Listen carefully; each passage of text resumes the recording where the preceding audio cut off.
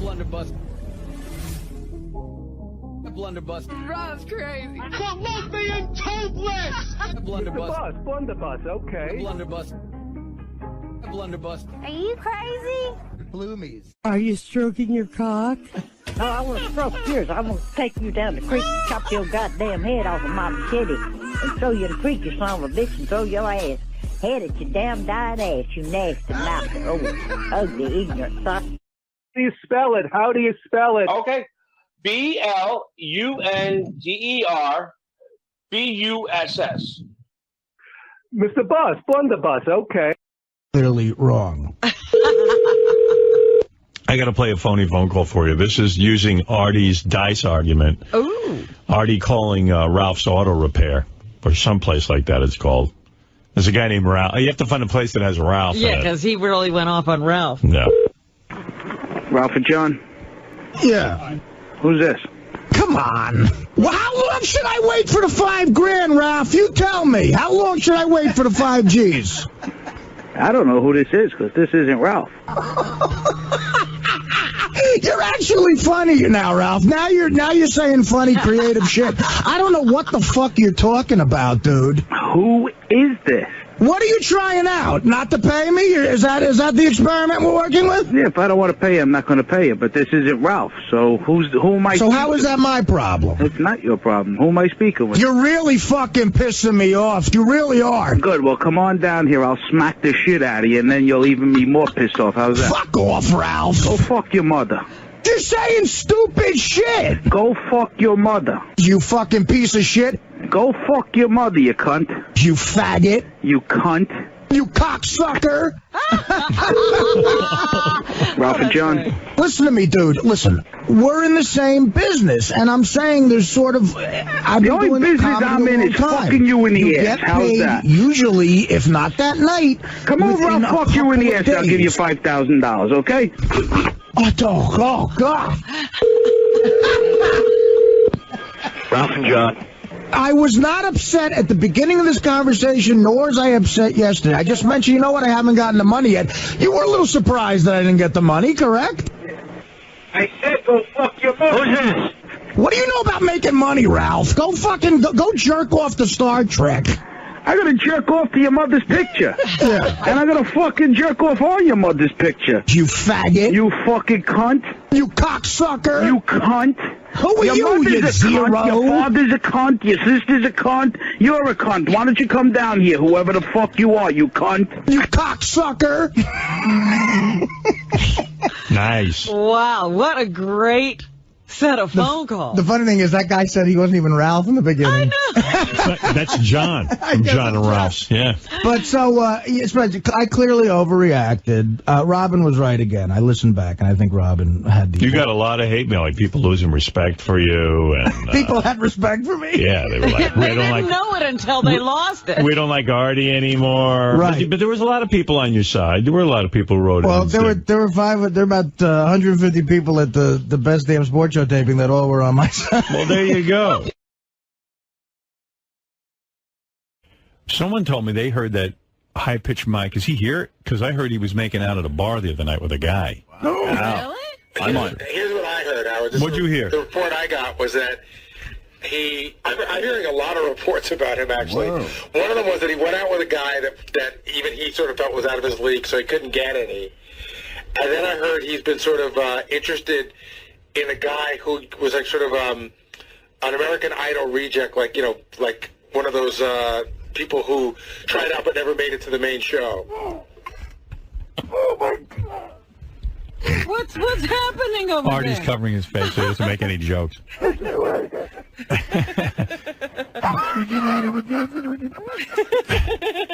So what are you hearing? You hearing any of these reports? We don't have a thing on this, but remember, this is a guy who would not let us into his apartment to see the television that everybody Because he wanted didn't to know want you to about. find out he was gay. So, now so he's he's out of the closet. well, I mean, what is his apartment decorated? Like, I can make. I guarantee you now. I guarantee you now he let you in his apartment. I don't know about that. I think he was trying to hide it. Yeah, probably you would have walked in and seen that he was gay. This is what the guys are telling me, because it's funny. It's just great because you realize being gay and straight, it's all the same stuff. He met a guy. Yeah. Guy was really good looking. Was talking. Was talking to him. I guess they were like flirting, and like he was buying the guy dinners and stuff. And then he went to a bar. He thought it was sort of like a date, and then the guy was making out with another guy.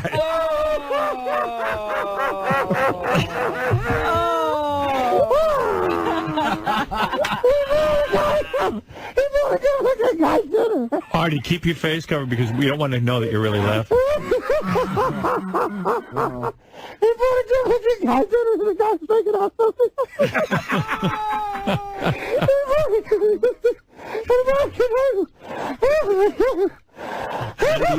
did he meet the American Idol region? The guy hangs around here from time to time. He's been at some shows here. If you saw him, you'd know who he is. So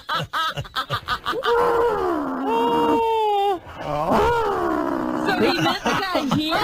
Yeah, but I gotta tell you, he's getting brazen. I was in his office, and he pulls up this website of a bunch of guys with their shirts off, like 50 guys, and he goes, Gary, see if you can figure out which one is my type.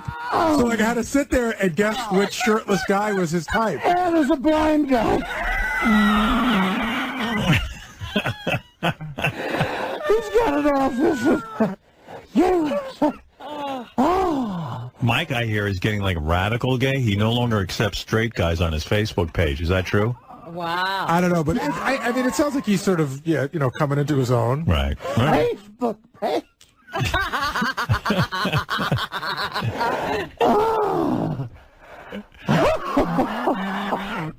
Brazen Facebook page.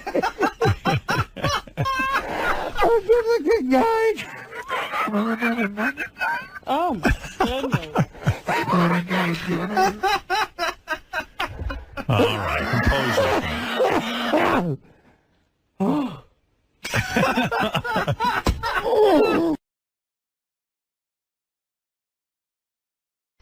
Well, it's me, Eric. Just wanted to talk to Howard about a couple of things. The fact that my life sucks. Of course, I won't be able to say that on air. And I absolutely need you guys to take me serious about having you guys help me get a job. No prank calls from Richard Christie pretending to be some employer looking to hire me. What I need is the real deal.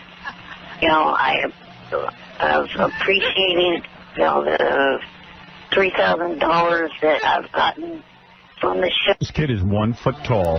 He's in a wheelchair. And I don't know how to get him a I job. was going to say, what does he do? Does he do anything besides watch American Idol? I could be a solid gold dancer. He get the voice. Doesn't he sound like an evil character? Like I'll get you, man. I'm currently working as a picnic bench. So, since I've been calling in, it's 2002. You will work for me, digging up bodies. He will bring bodies to life. You will carry your little 1 foot frame into the graveyard. I will lower you on a piece of dental floss. I will work for you, master. I'll do anything for you, master. The old saying goes, if you give a man a fish, you feed him for one night. But you teach a man to fish, you feed him for a lifetime. That's what I need. Your job. Not exactly for you guys to he wants us to fish, but for you guys to have Send him a can of tuna fish. Yeah, you can become a fisherman. That's what. What if you use a man as bait? What does that get? let's put him on a hook and throw him in the ocean. Teach him how to Give fish. me rats and spiders to eat. I'm a midget philosopher. help me out by getting a job and getting more money than Get my coffin ready. Open my coffin so I can be in it before sunrise. You 1 foot freak. Yes, master. Here is a bug I caught. You may eat it for breakfast. Thank you for the bug, master. Thank you, sir. Thank you for the spider goulash. And plus more money than what SSI gives you a month, which is a joke to be stuck on SSI. That's why I'm so desperate to get a job. Bring me young virgins to drink the blood of. Okay? Bye for now. Where is he? Eric, out. I'm in my underground lair. Come with me, you 2-inch freak. Leave young virgins together. Yes, master. Let's dig up bodies and we'll attach the electrodes to the nuts and bring them to life. You have to put my brain in a normal person's body. Please, master. You said you would take my brain and put it into a regular midget's body. Who's 2 feet tall?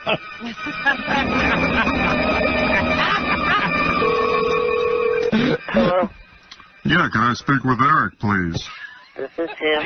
Hey, Eric, I heard you on the Howard Stern show today about looking for a job. I'm calling you about that. I called the office and got your number. Oh, okay. Yeah, my name is Buffman. I'm the owner of CWA California Wrestling Alliance. I hear you're into wrestling. Yes, I am. We'd love to get you involved in the organization.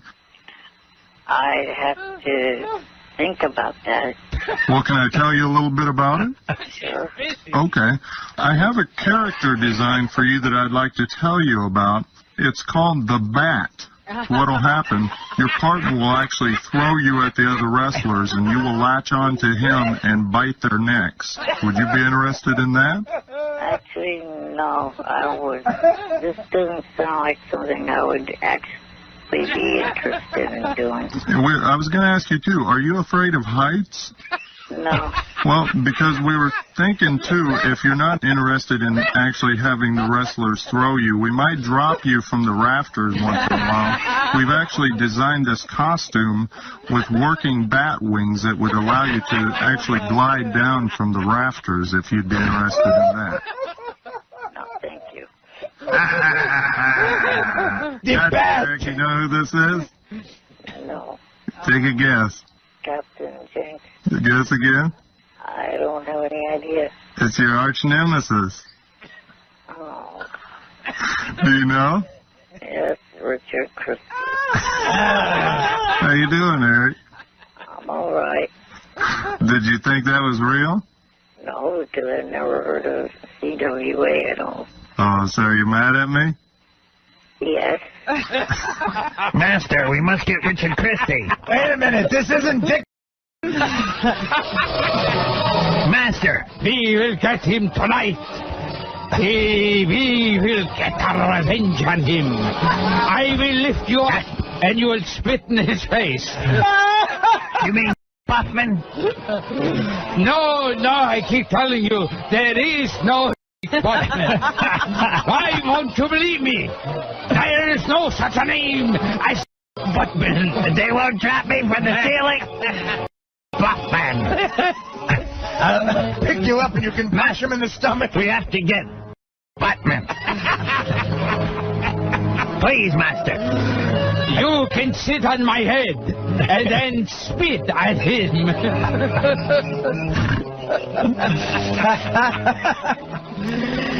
I don't want any more calls from Richard Christie. Yeah, my arch nemesis.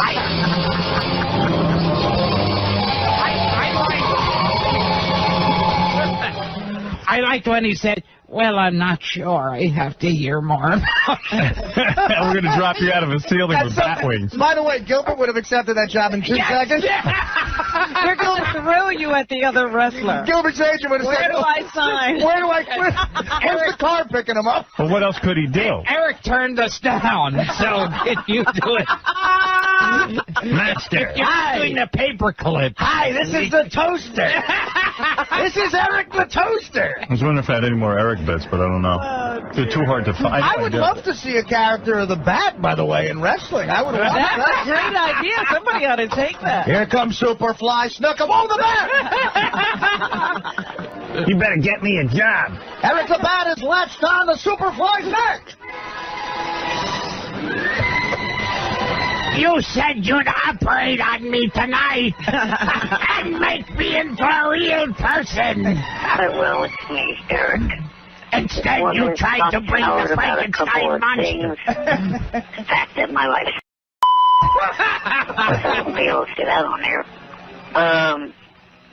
And I absolutely need you guys to take me serious about having you guys help me get a job. I could be an erotic dancer. To Richard. I want to work in a strip club. Yes. Hey, where's my other Eric the Midget stuff? Is Chippendale still hiring? I keep dropping subtle hints that I need help with getting some Eric the Midget stuff.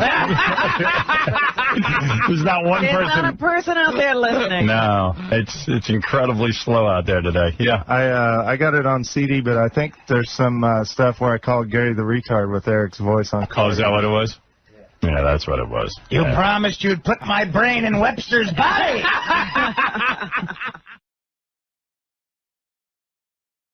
Asked you to do a benefit for Prada Willie? Well, listen, this was awful. This was just the worst night of my life. I mean, guy did a good... My buddy asked me months ago to do a benefit for kids, like do stand-up up in Boston. I'm like, yeah, I don't care. So I don't know what it was for. So we're on our way to Boston Saturday, and he goes, listen, man, I know in your act you talk about I eat a lot and you're heavy now, and you can't do that here. I'm like, why? He goes, well, you know what this is for? I'm like, no. He goes, this is for kids and, you know, the parents of kids who have Prader Willi disease. I'm like, what is that? He goes, well, they don't have a 15th chromosome, this kid, and their brain doesn't tell them when they're done eating. So these kids will just eat and eat and eat, and they'll shovel it in and shovel it in, so don't do any food jokes. Oh, and I'm no. like, oh, not food jokes. You know, what am I the only other thing I got is bashing the gays. I got nothing. Right. So I go up there, and there's an enormous buffet at the Prader Willi buffet. Were the kids there with the disease? No, they didn't show, but the If they parents... saw the buffet, they go, Yeah, Exactly. you have to tie them down. That's not even a joke. Like, they go nuts. They run towards the buffet, and, of course, I overeat at the Prader Willi buffet. Right. And... like, I stuff food down. I can't stop eating because I got drunk first and I couldn't stop eating. Like the disease. So, before I go on stage, they show a video of these children. 15-minute video. It's the saddest. Before I go up, I got to follow this. The saddest video you ever saw. Well, what's in the video? And the video is all the children that have this disease and the parents struggling with dealing with them, and the parents look like they're going to explode with exhaustion. They can't. The kids don't sleep. They have too much energy, and they have to always monitor them because they won't stop. They'll eat themselves to death. And they're all real fat, right? They're all enormously obese. So there's the one they focus on is a 17-year-old girl who's 400 pounds. Mm-hmm. And the parents have to hire these enormous bodyguards and put padding up all over because when the ice cream truck goes by... Oh, man. When the ice cream truck comes by, what happens? When she hears the bells... What? What are you doing over there? What do they do? What do they have to do? When she hears the bells... Oh, my God. When she hears...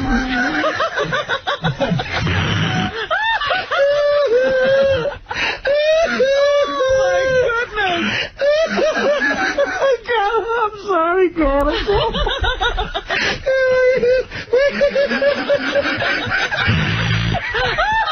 The parents are sleep deprived. When she hears the bells of the ice cream truck, she gets up and goes, ah! She's just jumping around. They're very sensitive. It's thunderous. The house is moving. Boom, boom. They They hire these enormous bodyguards. You know, guys that live there to tackle her? Yeah, well, they hire these guys who like used to play for the Bears. Like Mike Singletary lives with them, and they have to tackle her. Oh, that's and there's all pads and they show a film of that, and then they go, here's Artie Lang. Well, this is right. Oh, God, they show a film, and it's so sad. It's like, and all the parents are there, and, you know, it's heartbreaking. And literally, like, it ends with these kids maybe dying, and it fades. Oh, my God. It fades to black. I never heard of this syndrome. It fades to black. They did a whole special on it, like on They did. And How many kids have it? And I had seen the special. It fades to black, and the guy goes, "Thank you. Ladies and gentlemen, from the Howard Stern Show, Artie Lang." You're very sensitive, Artie Lang. So I go up, and every instinct I have as a comedian is to say, look, I have this disease. Clearly. Just to jump on a table and eat some rolls. But this huge buffet had, you know how weddings had to have carving stations? Yeah. I was at the carving station like all night. I couldn't stop going. So my first joke was, I've been cut off at the carving station. And it like gets oozed. Nobody and goes, oh, is this guy gonna make fun of eating? Like boo, you know, people are booing. And then I just, oh, I'm sorry. And say I'm working for free. It was a real awkward moment. Like, thank God, because they said thank you. And then I went into some jokes about the Red Sox as it was in Boston, and I made a joke about Bill Buckner. They booed it. Now I'm bombing. Way to win over the crowd. I don't know what to do. So at the end, there was an old guy not laughing in the front, and I got mad. So I got dirty because I was being clean. I got dirty, and I said the joke. And when I said the joke, the old guy goes, he loves fun. So I just ended dirty. And exactly. Hey, look at this. And then I got off the stage. It was. I mean, they were happy. They were happy I went. But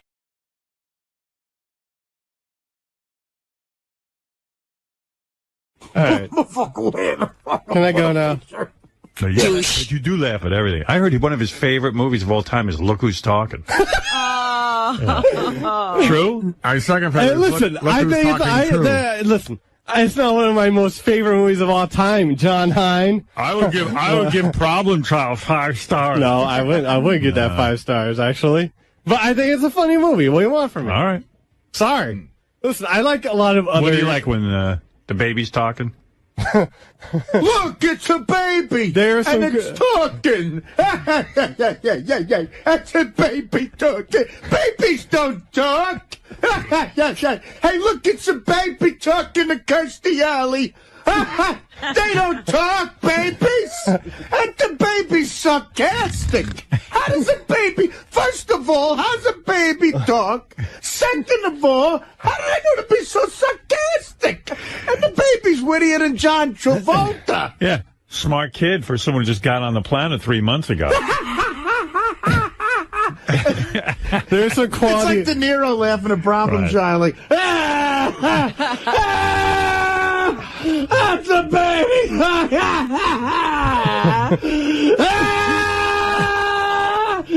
That's a baby talking to John Travolta, Garcia!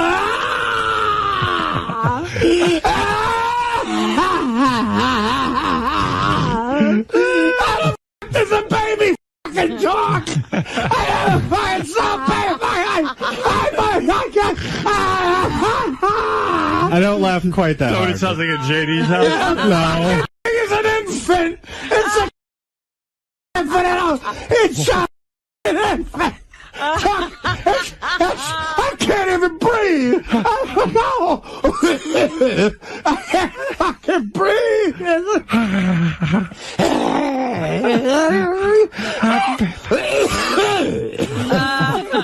It's a baby!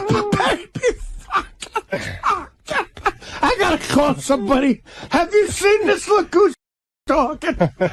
Well, guess who's talking? No, not an adult. It's a baby talking. I'm pissing and shitting myself right here. I've never shit from laughing. JD will walk in laughing at anything, man. Hey, look who's talking too is coming out this week. That's not. They didn't quite match. They ruined it. But I'm telling you, man. It's not funny. Why, they had the talking baby. What did they go wrong? I don't know. I think Bruce Willis. I think Bruce Willis's voiceover work was funny. Sorry. Roseanne was in the second one, right? Yes. She was the baby. They ruined it. You don't like the talking girl baby? Who could laugh at him? Who would believe a baby would have Roseanne's voice? You didn't buy the premise? Baby would clearly have Bruce Willis's voice. Yeah. What a bunch of bullshit. I want my money back. Do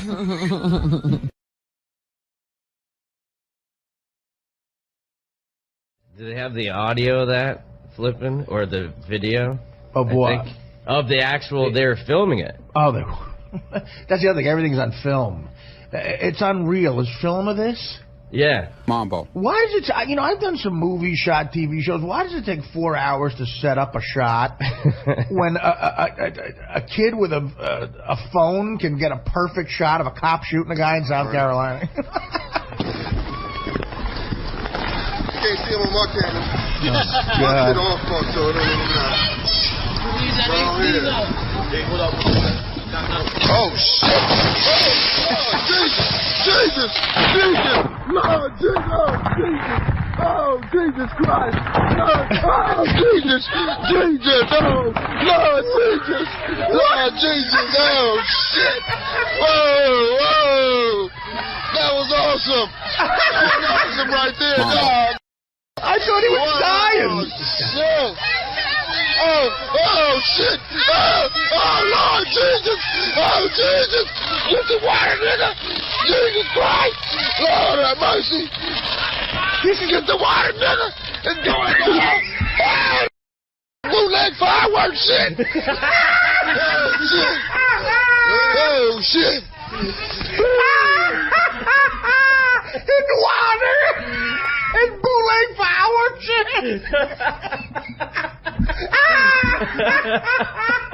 They hit the wire, nigga. What did he say? Get some water. Get some water.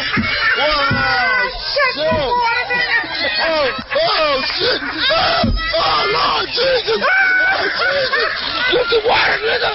Jesus Christ. Lord have mercy. Get the water, nigga. Go down. Oh, shit. Oh, shit. Drink the water, nigga.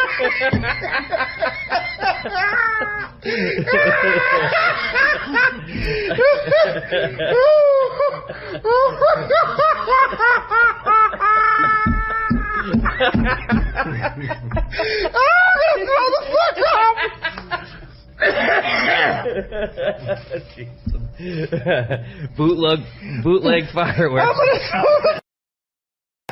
Is that Pierre Paul saying that? What really happened to you on July 4th? So normally on the 4th of July, we got a lot of fireworks, got cookout for the kids, music. They have certain firecrackers. The one I was holding, I thought it was a different one, but it wasn't. And it just went off in my hand right away. But you didn't have time to even throw. I didn't have time. I was throwing them all night, and then I light the last one up and... What the fuck is that? If that was Pierre Paul, get the water.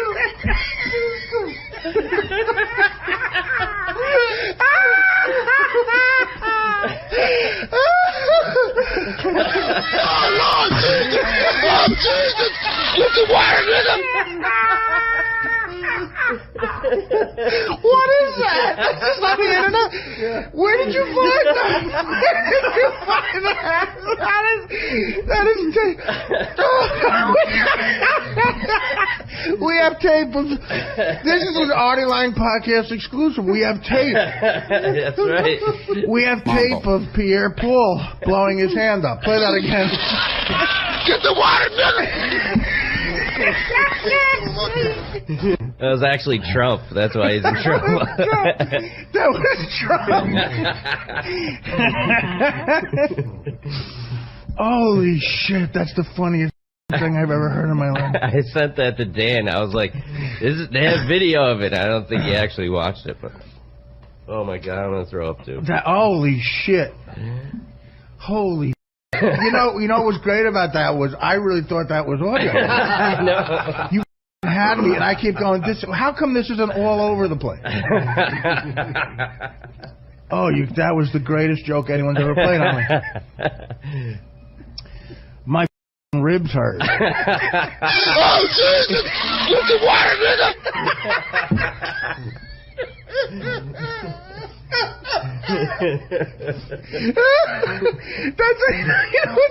That guy was a guy. We should open that guy on the Hindenburg.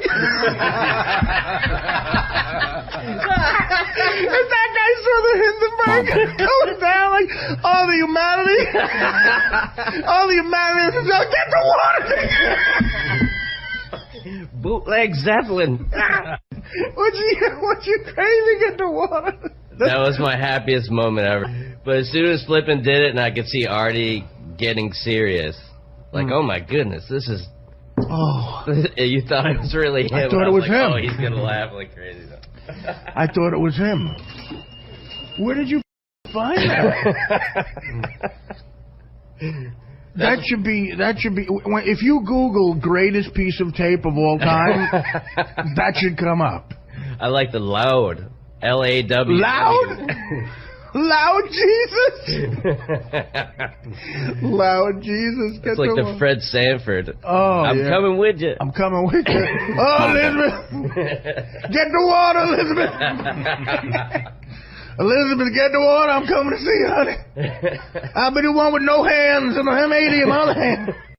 I didn't have time. I was throwing them all night, and then I lighted the last one up. And all right. I just like the look on your face when you actually figured out. Oh, no. Well, yeah. All right, you have to stop laughing. No, I know. But, dude, that's one of those things where when you wake up in the morning, you just hope you laugh that hard. I know. Yeah. Oh, my God. Bravo, man. Bravo. The bag's on you. The bag's on you.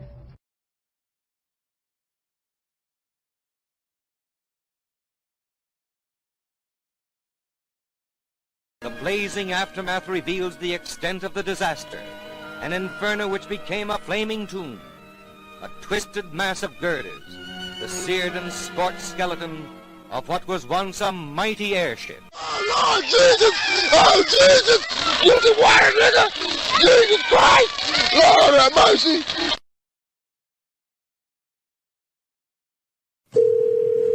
Hello? Is this Sal Governelli? Yes. Sal Governelli, this is from Human Resources. I've been trying to reach you. You were on the wrap-up show this afternoon on Howard Stern. Right. And you made some offensive comments. We've had several complaints. One of the sponsors is threatening to pull out. Some serious employees who heard the comment are very upset. Hold on one second. Hey, this is Gary. Gary, I was calling Sal, Governor. Now, what happened here? Sal, I was standing there, so Sal didn't believe it was real, so I have to pretend that it's real, and then I had the phone back and go, dude, you're in trouble. All right. Allie, because he was on the wrap-up show with you today, and he made some offensive comments, and we really need to rectify the situation. Right. All right, so so you obviously have some sort of an idea that you guys have in mind. Let me let you talk to Sal for a second. Okay. All right. Okay, yeah. I had to pass it to Gary because, he runs the whole thing, so I just wanted to make sure.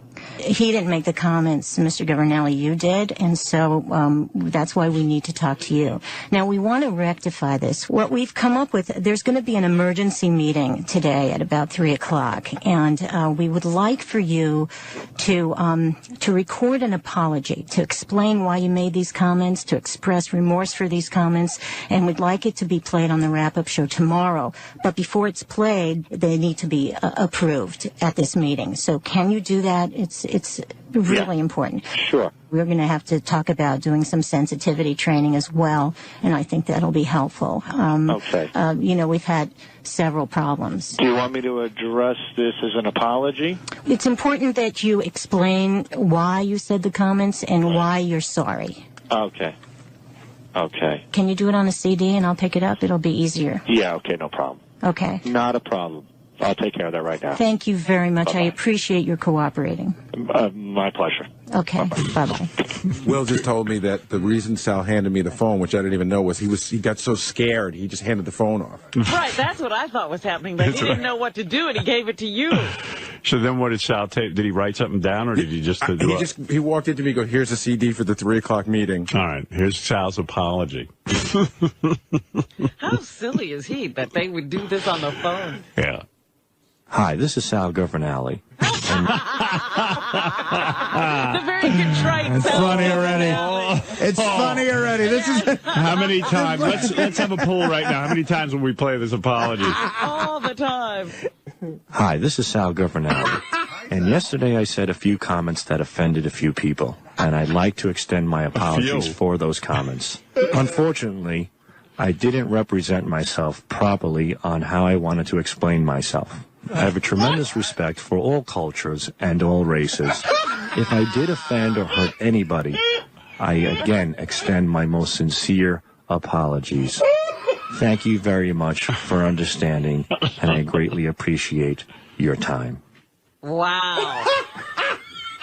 My only criticism, it's too short. Yeah, my criticism is on and on. they should have called him back and said, listen, you have to explain what you said and then what you meant. The issue. Oh, my God. I mean, he doesn't know how to structure a sentence The either. best is that Hey, middle Gary, part. Gary, when he comes back upstairs from Ronnie, why don't you say, listen, I got a call last night. I didn't want to tell you this from Human Resources. The apology isn't good enough. And that it's too general. It's too general. You have to specifically repeat what you said, explain why you said it, and then issue an apology, and an apology to all black people and all peoples of this planet. African Americans. Also, you have to explain why it's wrong. You have to let people know know why it's wrong. And tell them you need it in like 15 minutes. Got it. You know what I mean? The more he has to explain himself, the better. So meanwhile, after Sal cut this, then he's running around freaking out. Well, listen, I went down and had lunch with some friends. I came back up here, and he was crazy. Wait. I did it now. He was shaking. Here's the rap. What he was talking about. The rap is, he goes, you see what's going to happen? Once you make the apology, you see what happened to the guys at BAB, you see what happened to the guys who wrote the Tsunami song. It's an admission of guilt. It's the first step. Gary, this is the first step. They're going to fire me. Once I make the apology, I'm done. Yeah, they're building his case. Here's his whole paranoid thing. You know what? It'll all blow over in a day. Nobody will even remember this. Gary said there's absolutely no talk about this tomorrow. Yeah, I don't think this will even come up tomorrow. This is crazy. Bullshit, man, man, what the can't fucking believe this shit. I'm telling you, man, what the Well, don't let it stress you out. Don't let it stress me out. Human Resources, to have an emergency meeting. This is another thing. When you apologize, you're proving that you're wrong. I didn't do anything wrong. I said she got drunk and had a black kid. In a normal circumstance, she wouldn't have done that. Whether it's black, white, Puerto, you know what I mean? Yeah, but you say stuff like that all the time. That's what I'm saying. We played. You better not redo the Black Haunted House bit. Better not redo that. Dude, I'll be having my job right now. This lady was panicking, man. Oh, my God, no. Well, I got your back, buddy. I know, like, you didn't mean anything bad by it. I didn't mean anything. The girl got drunk and had sex with a guy. But because I threw in black kid, people automatically assumed that I was being racist. Every day, man. Now an emergency meeting over this? I didn't have the kid. She did. She should have a meeting. It's like you said, man, women. Just nothing but trouble. You gotta play this at the wrap-up show. How crazy is that? I just hope that Howard goes. We got to let him recut one and go through and play it on the wrap-up show. I mean, we got to go with this all day. That it has to still be approved, and it's only approved at the last minute. Hey, Gary, is there a way we can tap in and listen to him recording? What? I'll talk to Scott about it. But in the meantime, we should just switch gears because he's going to be back up any But let me finish playing this. I got 48 more seconds. I got to hear it. It's till 12 tomorrow. I never even thought about that, man. That's a good idea. Maybe you should talk to Gary about seeing if Howard can, like, extend the show. So yeah, right. Yeah, that's what I mean. Then he's going to really think I'm nuts. Maybe he'll throw you a bone. What this is? Oh, you gotta be kidding me! People are sensitive these days. It's terrible, man.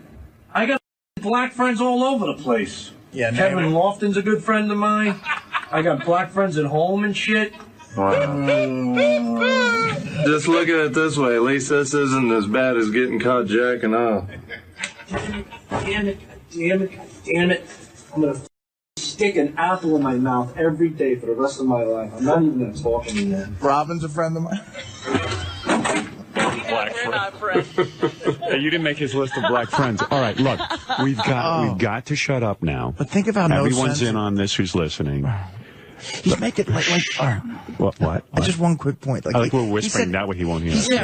He said Andrea should take the meeting. Like what? They're gonna have a meeting for her. Even if she did something wrong, she didn't work. It's just all wrong. There's no explanation. He doesn't understand anything. Hey, by the way, so let's go back to Artie on. Well, what was your second question about it? All right. Well, the best sports show. First of all, right. I'll start the bit over again. Okay. How much it costs, but I can't. I would have Sean tell you if he'd come in. I'm actually thinking of buying like 300 of these and sending them to people. Oh, my for God. Christmas. Oh, you could. I'm not If you kidding. want to. I'm making a major purchase. Yeah, sure. Thank you. I hope they got the production up. Oh, I do it by myself if I have really? to. Yeah. I do it all the time. Don't you think people would love that? Yeah. I'm doing it. Hysterical. I'm love doing that it. head. I'm going to buy 300 of them. Okay. Thank you. Make sure you get them out. All right, I will. Order early. Beetlejuice head. How much for your actual head, if I want to buy that? Oh, it's pretty much. Yeah? What would you charge for that if I just chop off your head and take it with me? That's what I don't know. You wouldn't do it. $200? $200 chop my head off. Chop your head off, and I own your real head. I stuff you, and I put you right on my I mouth. think you stuffed my head in there, Howard. All right, what do you want? Do that to me? You want $1,000? That ain't right. No? You can't even talk Beetle into that. Try to trick me, How huh? about $1 million? I chop your head off, and then stick Chop your... my head. I probably still need my head. You don't need it. Yeah. If you want to know how much the beetle head is, go ahead. Go to jollydwarf.com. Let me say that again. Jollydwarf.com. How much for the real Beetlejuice head? There's no figure on that. What you mean no figure on that? On your head. How do you know? You been there? Yeah. How do you know? How much, Peter? How much for your head? I don't know, but you want to know? Pete, I want the real head. I want your head. My head? I got a big head. You got a beautiful head. But how much? But I want to own it. You want to I own want it? to chop your head off and own it. You can't chop my head off. I need my head. No, you don't. For what? What do you need your head What for? are you using it for? You ain't using it for anything. Oh, you use it for art. What else? Yeah, I want to use it like I want you to live on my desk. Yeah, put it on your desk and use it. Your head. My head, yeah. Yeah, your but real you don't head. want to chop my head. I want to use my head.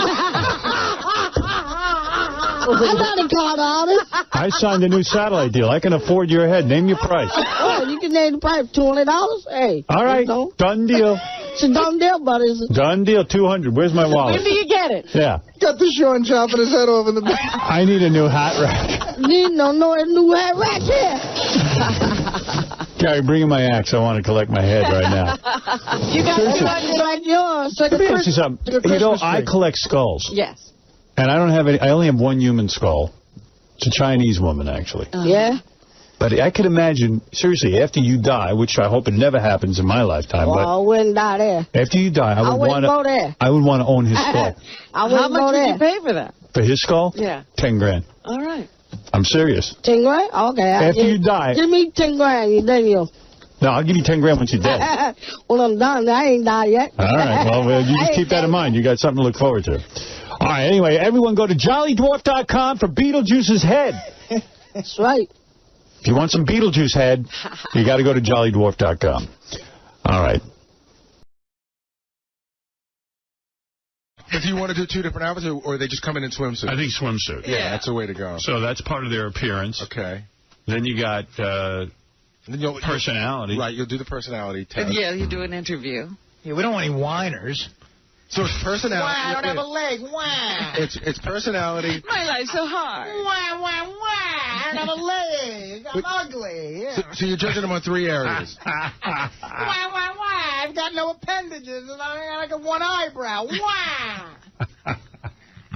got an enormous nose and fake teeth and no arms. Wah, wah, wah. I've got 4 of my teeth knocked out. Wah, wah, wah. I don't have a neck, and I've got the flu. Wah, wah, wah. I'm missing 2 legs and an arm. Wah, wah. My 2 eyes are different colors, and I have no knees. Wah, wah, wah, wah, wah. Yeah, you cry, baby. Tell it walking, cry, baby. Tell it walking. Look at me. I'm overweight myself. I'm dealing with it. One of the girls sent the tape. It was so funny. She's like, here's what I look like. And she's wearing a dress, and she goes, here's the stump, and she pulls off her fake leg and throws it, and she goes, and here's the rump, and she turns around and lifts her skirt up. No, that's a girl who should be in the pageant. She had a lot of personality. Yeah, I got a stump. Wah, wah. Almost all of them are from... Toughen up, honey. Almost all of them are from where? Almost all of them are from cancer, except one girl... I lost a leg from cancer. And I'm a hemophiliac. Wah, wah, wah, wah, wah. I didn't investigate the whole thing, but one girl said something about losing a hand in a lawnmower accident. Ooh. Chlamydia victim. Legless hemophiliac. You think she'll be whining about that, Artie? Wow, I lost my hand in a lawnmower. Wow, wow, wow. I dropped my crack pipe in the blender and it went on puree. Wow, wow, wow.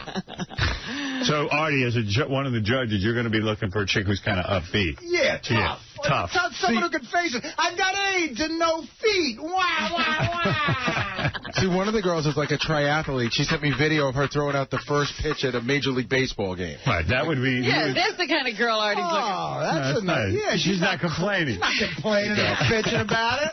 Oh, I got no legs. Could you help me up the steps? Like it's easy getting up the steps being 30 pounds overweight. So you don't want to hear Where's any... your ramp? Yeah. You don't want to hear any kind of complaining. No whining at all. Right. Nothing. So you're saying... So the personality thing's going to be interesting. So it's looks, amputation, and personality. That's the biggest category. Yeah. For me. Shouldn't they have to do some physical activity, or is that too weird?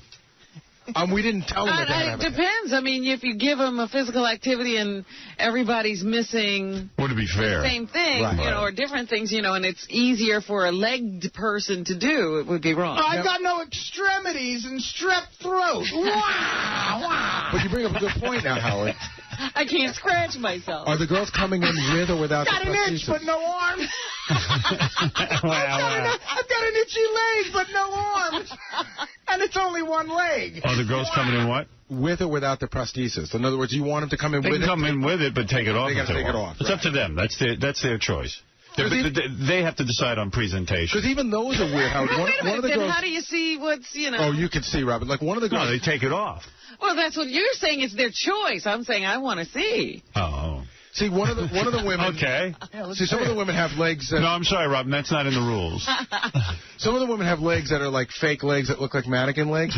But like one of the women has like the whole leg's metal. Like that guy on Survivor. Yeah. That's a Right. whole leg. Like, it doesn't even look like a leg. Like she looks like the bionic man. Exactly. I don't want to take my prosthesis off. Lisa Lampanelli was there, and then she went into a racist rant about the cookies. You know, her thing is that she'll say the N-word and all this, but that's a thing. And like somebody The cookie somehow brought this out of her? at the cookie Did party. she say it's a nigger cookie? Yeah, kind of like she had all kind of things. It was wild. Like, here, I'll play you this. Here's Bob Levy. She somehow drops the N-bomb in there too. I see in front of me, I see Reverend Bob Levy or Joey Boots. Who do you think we should... That's Lisa, of course, G. Reverend Bob Levy was at the cookie party? Yeah. This has become a big event. Well, we know why Joey Boots was there. Go to first. I think Bob Levy will have a shit fit if we don't go to him first because he thinks he's a celebrity. And that's Lisa Lampanelli. So why don't we go over talk to that dirty heeb right now? Okay, here we are. Hey, how are you? Whoop-de-doo! Well, I just came out of the closet. Yay! Finally. It's good No to wonder be you're here. talking to Joey Boots. Yeah, look at the two of them together. Oh, my God, and High Pitch Mike, also a big honking faggot. High Pitch Mike. had Joey Boots' chocolate balls in his mouth. Oh, that is fabulous. It's unbelievable what's going So on. those are Kwanzaa cookies, basically. Yes, because they're black. So, Bob, I understand your wife, Christine, cooked tonight, baked? Oh, my God, she's so hot. I never met her. Oh, my God. How the hell does he get you and I'm niggers? Oh, my God. What the hell? Well, it's a good question. I mean, wow. Listen, since you posed the question, How the hell did you? I mean, the N-word flying with this broad. what is going on with that party? I don't Levy's know. there. The N-word, the Now you're Heebs. sorry you missed And it. Jason is what, the co-host? Yeah. Could he sound more queer? I like Jason. But Oh, listen to the beginning of this What's thing. he doing? His Jason sounded very, very weird. And then on top of that, technical difficulties, which makes it even more annoying. Here you go. What's up, everybody? All right, you're ready to turn up the radio. Wow. Oh. Who was that, Jason? Jason, wait a minute. Getting it going? Yeah. Jason Capper coming to you live from Midtown Manhattan in the middle of the... How does he say Manhattan anyway? Manhattan? Manhattan? He pronounces it like the early Dutch. Yeah. But you hear the overmodulation thing? Oh, It goes it's awful. berserk. Cookie party of the Christmas season, the Lisa G Cookie Party Extravaganza. Make some noise! Come on, yell, Jews, yell! I'd like to introduce you to the two... Who could possibly be still listening? Like, except engineers looking to save their job. Eric the midget has a better broadcast. He does. And then, let me see, I'll just... Then the whole signal just started to cut out. Listen to this. Okay, so Ralph, so you were the judge Ralph, last year. What are you going to be looking for in this year's cookies? Certainly not Q-tips. That was. Did anybody put any medical items in any? No, not that I know of, unless something spiked, but nothing that I know of. They all look pretty good. Looking for holiday. Holiday is very important. It's got to be. It's got to look festive. Can't be a chocolate chip cookie. No. Fuck. Nope, there it goes. Out. That was out? Here, listen. Oh, that Now it's back. interrupted the gayness. Now it's back. What would that be like? Well, here, listen to the... Oh. What? What would that be like? Stolen. Oh. Lisa Lampanelli saying, that's a Kwanzaa cookie, and they go, well, what's that? And she goes, stolen. Oh, stolen. She was like full of racism. Is that because blacks steal? Yeah. Well, I don't. That was the joke. I don't agree with that stereotype. Well, anyway, that What, was did someone put a Q-tip in a cookie? Like I don't. Last year there were cookies with Q-tips, but who would know that? No one. Rob, you weren't at this party? No, I had to go to a funeral, unfortunately. Oh, that's well. Sounds like you were lucky. Sure was less gay. Richie Balinson. Richie's the guy who does installations for Sirius. Yeah, Richie. Why would he be at a cookie? I don't know. Let me see. Now, Lisa, I'm looking over here on your table, and you have probably a dozen or two different varieties of cookies here. Now, I love eating cookies. I'm not a cookie expert, but I see some chocolate chips. What would you call one of these? Those look like homemade Oreo cookies. Yeah, that looks like nice. Richie Balinson brought, and last year we had controversy because his mother's manicurist made the cookies. Right. So I don't know who made these. They absolutely look like he did not make these cookies. Richie Balinson, I'm holding your cookies right here. Of course, everyone knows Richie Installer to the stars. Now, Richie, you brought these cookies in. Did you make these cookies yourself? To be honest, no, I haven't. I didn't make them tonight. So I'm pulling myself out of the race. But I just want to give credit to Judy Tint. She's an attorney at law. She's actually Cousin Brucey's attorney, who we became friends with, and she wanted to be part of tonight's festival, so she made these cookies for me. I was just at her apartment right before I got here, and picked up the cookies. She made 350. Fascinating, huh? Wow. Could the feminization of this country be any more complete? Can we get back to Robin talking about the Jets? Hey, Gary, can you book me Judy Tint for the show? Why did we pull that clip? What's going on there with Richie? Is that it? Is that the whole clip? JD just thought Richie was funny. Oh. his mother's manicurist made them... does anyone know their mother's manicurist? I don't know. No, but Richie's a yenta. Yeah. He's a good dude. Well, anyway, look. Here's the thing. That was the cookie party. I got a bunch more clips, but you get the idea. I think that was the climax of the cookie party, when Richie brought his Oreo cookies in. I could sum up the cookie party. Yeah. My mother's manicurist. Let's get it started, nigger. Those are the highlights. The N-word was being thrown around, Hebes and fag and balls or whatever it was. These are Hanukkah cookies. They cost more. They're retail. These are Kwanzaa cookies. They're stolen. Nigger! Why am I niggers? You dirty heeb! You dirty heeb! Hey! What's the difference between a dirty heeb and a canoe? A canoe tips. Looks like you were there. Yeah. You should have gone. You dirty nigger. What about the Kwanzaa cookie? Oh, the Kwanzaa cookie. It runs fast. The Kwanzaa cookie can jump high. And the Jew cookie rips you up. It wants to control your money. Lisa's trying to inject some humor into the cookie party. Well, she did, and a very edgy humor. Yes. So anyway, that was that. I don't know. Buy my new album, Dirty Nigger. Tim likes covering that cookie party for some reason. Does he? Yeah. Well, we figure Live events. Live events. I can think of some other events, but well, anyway. But there it is, Lisa G's cookie party, brought to you live right over our channels. It was wonderful that they interviewed Richie. Yes, they did. And he told you things, and Ralph was there. I mean, how much fun. I mean, you had the whole crew there. Ralph, you secret fag. I pitch Mike, another bone guzzler. I love the VR. She gets away with everything. She does. You say that, they take away your cupcake. Of course. Right. I say that, I'm kicked out of the business. She says that, she gets a deal with Jim Carrey. Yeah, HBO. Jim Carrey's delighted. HBO's run by a bunch of dirty heaves. You see, you should have said that. All right, so there it is. Do you guys want to hear the wrap-up show with Artie, or did you hear that? Oh, yeah, with that Gindaloon Gary. A dirty wop.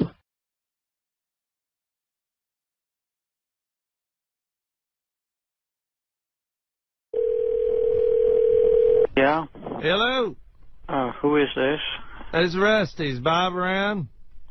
No, he's not, but I could give you his cell phone number.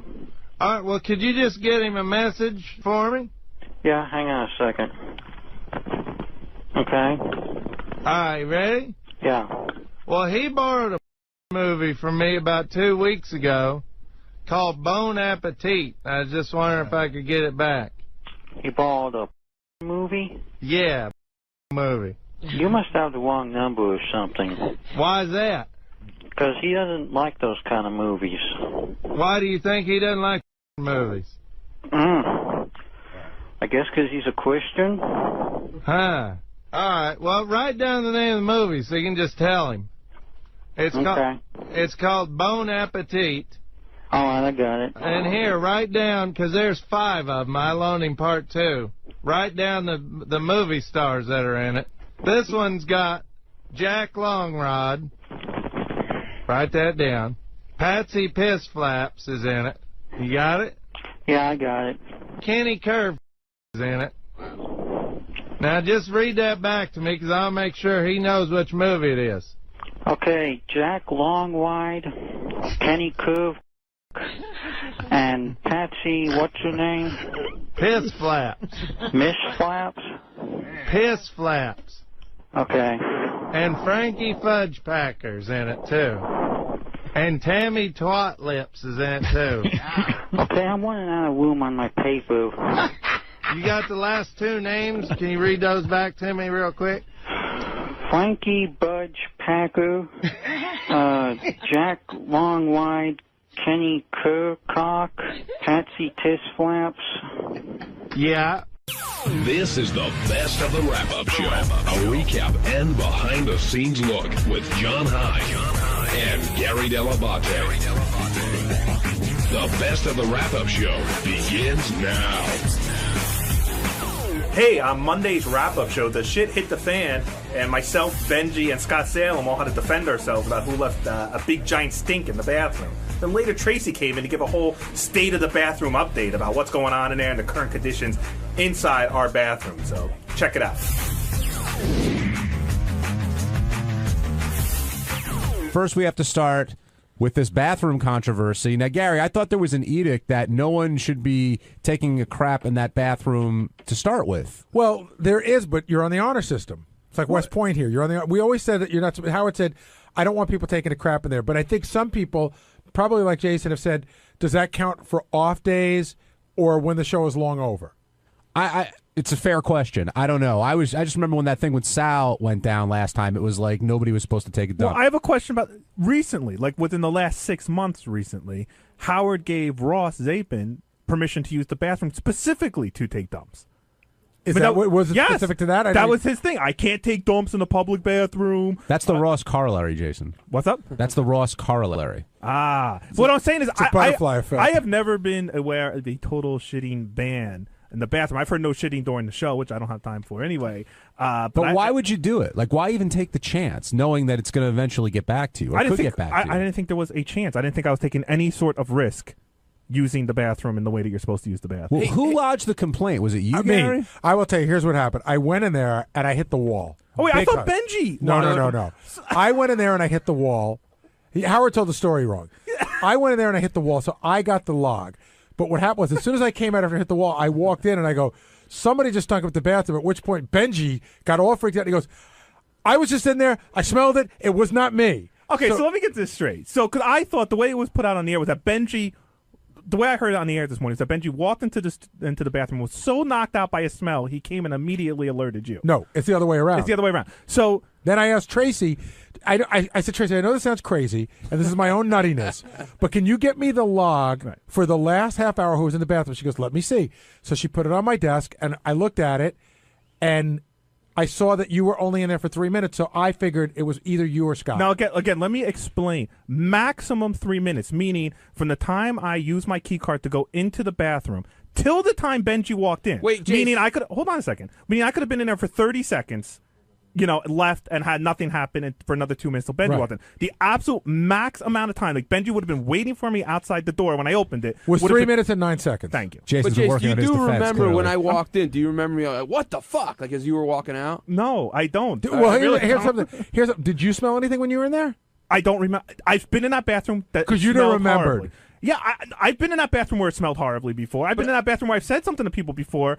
I can't imagine. My guess is that since I only spent a maximum of 3 minutes in there, if I went in there to shit and it smelled that bad, I probably just walked right out. But I've walked in there and smelled horrible things before. I've just never said anything about it. But I will be reporting on everyone's bathroom if you were the defecator, listen, it is a bathroom, so that happens. But when I walked in, same as Gary, it was like, what? Oh my god! But my whole point is, and you're like, I've walked into shitty smells before. Yeah. This one was so bad it made me go investigate. My point is, it apparently wasn't so bad that it stopped Benji from staying in there. I peed. I did pee. According to you. Again, to play Benji on you for a second, we're taking your word for everything. You're right. You're absolutely, there's no, I agree with you, you are. However, have you taken a dump in there before? I don't. It's possible in the 6 years we've been here after the show's on. I don't think so. Recently? Because no. Can you prove you didn't take a dump in there last time? I don't think I can prove that. But, however, I'll say, just to explain it, I would prefer to go to the public bathroom because it's less pressure. It's just, to me, then why are you always in this one? To pee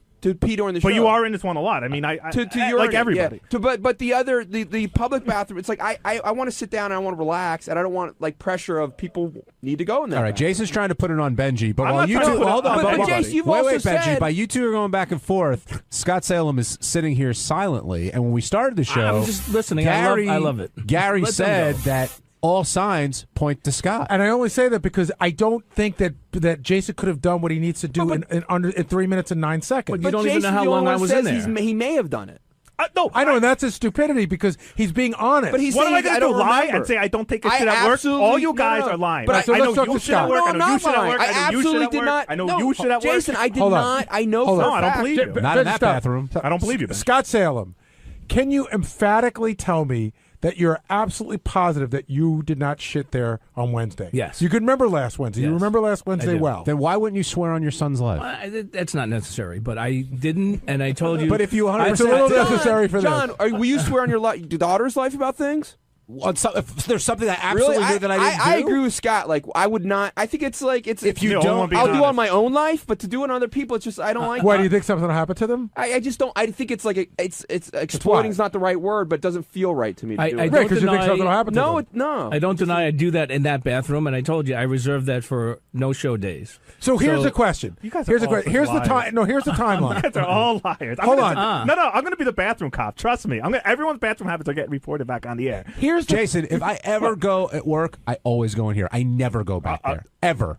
Okay, John. Okay. I mean, I will be keeping. You're trying to cast doubt on it, but why would I lie about it? Don't you have your work job? You're to lying do? right now because I saw you walk into the bathroom 2 days ago. Now maybe you're going in there to take a No, piss. I've Maybe never you're going in there to take a dump. Take a dump. That's what I'm saying. No, I pee in there all the time. But here's the timeline. Scott Salem in at 11:19, Jason Kaplan at 11:27, Benji in at 11:30, me in at 11:32. It's not me, I can guarantee, because I'm the one who reported Well, based it. on Jason's logic, how can we prove that? Because I'd be a moron to report it. You could be a brilliant. So it's got to be one of the three, and I don't see the timing working out for it to be Jason or Benji. I'm not bragging when I says it takes more than 3 minutes for me to shit. Like that's an embarrassing thing Usually to me admit. too. Okay. And it's not something I'm proud of. So when I come on here and say I couldn't have shit in 3 minutes, it's not how I go to the bath. That would be like an emergency shit. That means I ran in there, pulled my pants down, did my business, and that's just not how I shit. Wait, so Jason, are you saying now that you definitely weren't the shitter?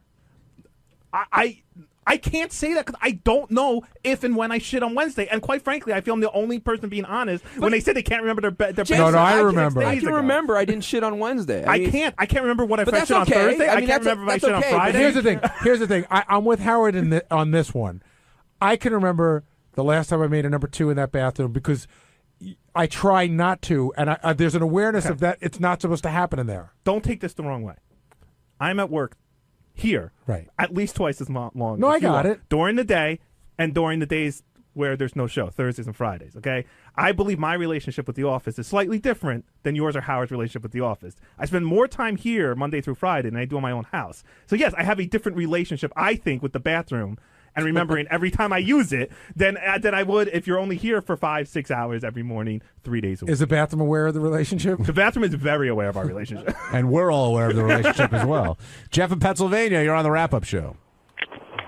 Boy, it just all goes back to the same thing. Everything's pointing to Jason McGarry and his favorite line. Oh, I got to defend Jason on this one. Well, how is everything pointing to Jason? Listen, hold on. Let me finish my sentence.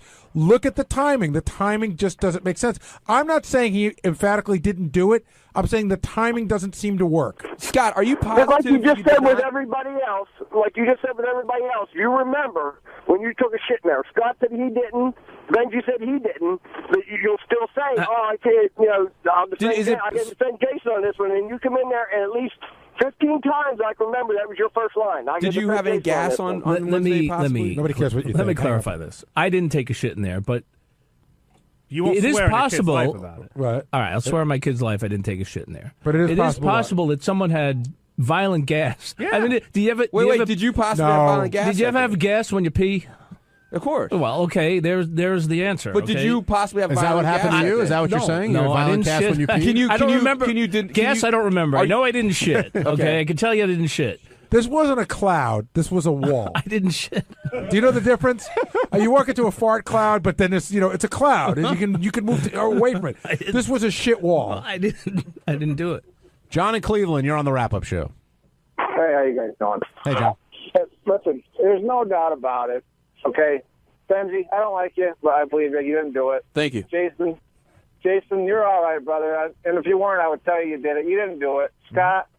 You fat lying piece of shit. Just thank you very much. own up to it. You did it. I'm brother. telling you, The timeline is there. No, there's no time. The timeline means I entered. You don't know how long I was in there. Oh So my tell me God. how long I was in there, and then I'll tell you I took a shit. Scott, do I have to get video? Did you ever fart when you pee? Come on, Scott. You Hey, took Scott, a I shit. do have a question. Why were you there for like There's 9 nothing wrong with taking a shit. minutes Everybody if you does. were just... He wasn't. Hold on. He wasn't there for 9. All we know is what time he went in. There's no way to know when he left. We need like a photo. Well, actually, there is a way you can know. If you do get the video, you can see when somebody left. Well, we don't have video that's on the bathroom door. We only have it of the hallway. But Scott's got to pass by That's to right. go back to where There he should be works. like an automatic photograph when you sit down on it. Again, if I knew I did it, like if I knew, like, yeah, Me I too. shit really bad on Wednesday and I left first of all, I would admit it. Number one, like flat out, be like, yeah, I fucking did it, caught red-handed. I just don't remember, but I will take you through my shitting process since everyone seems so interested in it. No. I'm not that interested. Some No. people do say, Please don't. I That's tend, all right. I try, unless it's an emergency, which I can count on my fingers the amount of times there's been an emergency, and there wasn't one last Wednesday. That I could state. That I don't like using that bathroom to do a number 2 while the show is on, and 11:30 is still showtime because all of Howard TV is here. All the radio guys are still here. There's people knocking on the door every 3 seconds. It's not a comfortable situation. Right. And I know this about myself that when I do it, it's in the afternoon. I prefer not to use the thing out here either because it's smelly and there's 500 other people shitting. So again, unless it was an emergency, that would be breaking my normal habit to go at 11:30 in the morning. But 11:30 was not showtime. No, people are still around. Until 12, everybody's You know still what? here. A lot I of the mean, it's Howard crazy. TV guys were talking about this. If any of you guys want to come down here and point the finger, now is the time because everyone seems to be denying their participation in this. Scott What do you in mean? Michigan. What do you mean? The Howard TV guys were saying when certain people leave, you can smell it, and they could speak for themselves. Scott, you're on the wrap-up show. Hey, how you guys doing? Hey, I love how everybody's just passing over the fact that Gary didn't do it. Gary, what a great offense. You took a shit that smelled so bad that you even were afraid to let anybody know you might have done it. That's it. Great. You caught me. That's awesome. I swear on the life of my children that you're a douchebag. I mean, it does That's fall right, into Gary. those who dealt it, smelt it argument, Gary. Guy does have a point. I swear on the life of my children, happily, that I did not take a shit in there. Jason, I respect the fact that you admit that you go in there and you're actually coming clean about that. Yes. But ultimately, I think this is pointing towards you because you said you gone there. You can't remember. Maybe you did. Maybe you didn't. Benji, who knows? And Scott, I mean, he swore on the life of his kid, and he never does that. What do you mean? Who knows with me? I listen. Whether you believe That's for it or not, everything. We say that about you for everything. I'm giving you a definitive thing. I did not do it. I completely remember. I completely remember walking in there and the smell. Gary, I beg you now. Go pull the videotape from the hallway. I want to know exactly how long I was. And in if you get the video, I don't need to know. See, No, I want to know exactly when I left. And I you'll want to see know if I'm my not reaction in there. If I'm when I not in walked there in, for like, a minimum of a pulling minute and a back. half, I did not shit. End of story. Well, it's hard to because you may not have come right back by the camera. You might have gone and chatted with somebody right. No, after isn't the- that camera right in the hall? No, you got to come down. It's Well, we not need on the better bathroom cameras, though. door.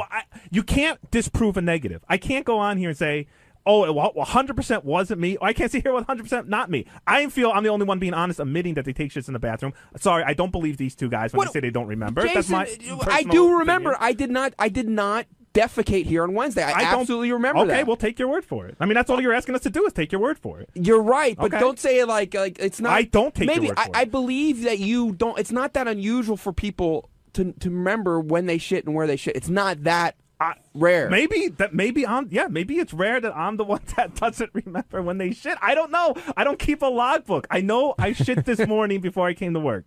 That's the last shit I remember taking. And what was the problem with How long did you take? What was the problem with Too the long. with I the was waiting. newspapers? You were being accused like So a while ago, like I'm talking a year and a half ago, Tracy came up to me and started talking to me loudly about newspapers in the bathroom because I do take newspapers in the bathroom, as do several other people here. I won't name them. But she was saying that I was reading the papers and leaving them on the side. I wasn't. I was reading the paper and throwing them out. And I told her that at the time. And I told her who I thought it was that was leaving the papers stacked up. And she confronted that person. Then a year later, I'm sitting in the hall. I'm talking to Tim's assistant, Sarah. Who's very cute. You need to Very know cute. that. And we're talking about work. And Tracy comes barreling out of her office in her Tracy way and starts screaming about, me and my fucking shits, and she's had enough of it, and I leave the papers, and blah, blah, blah. And I got pissed, not because she was wrong, which she was, but because I'm sitting here and I'm just trying to talk to a girl in the hallway, and now my stories about my shit are being thrown out everywhere. I didn't appreciate that. I didn't think it was necessary. Tracy and I are fine.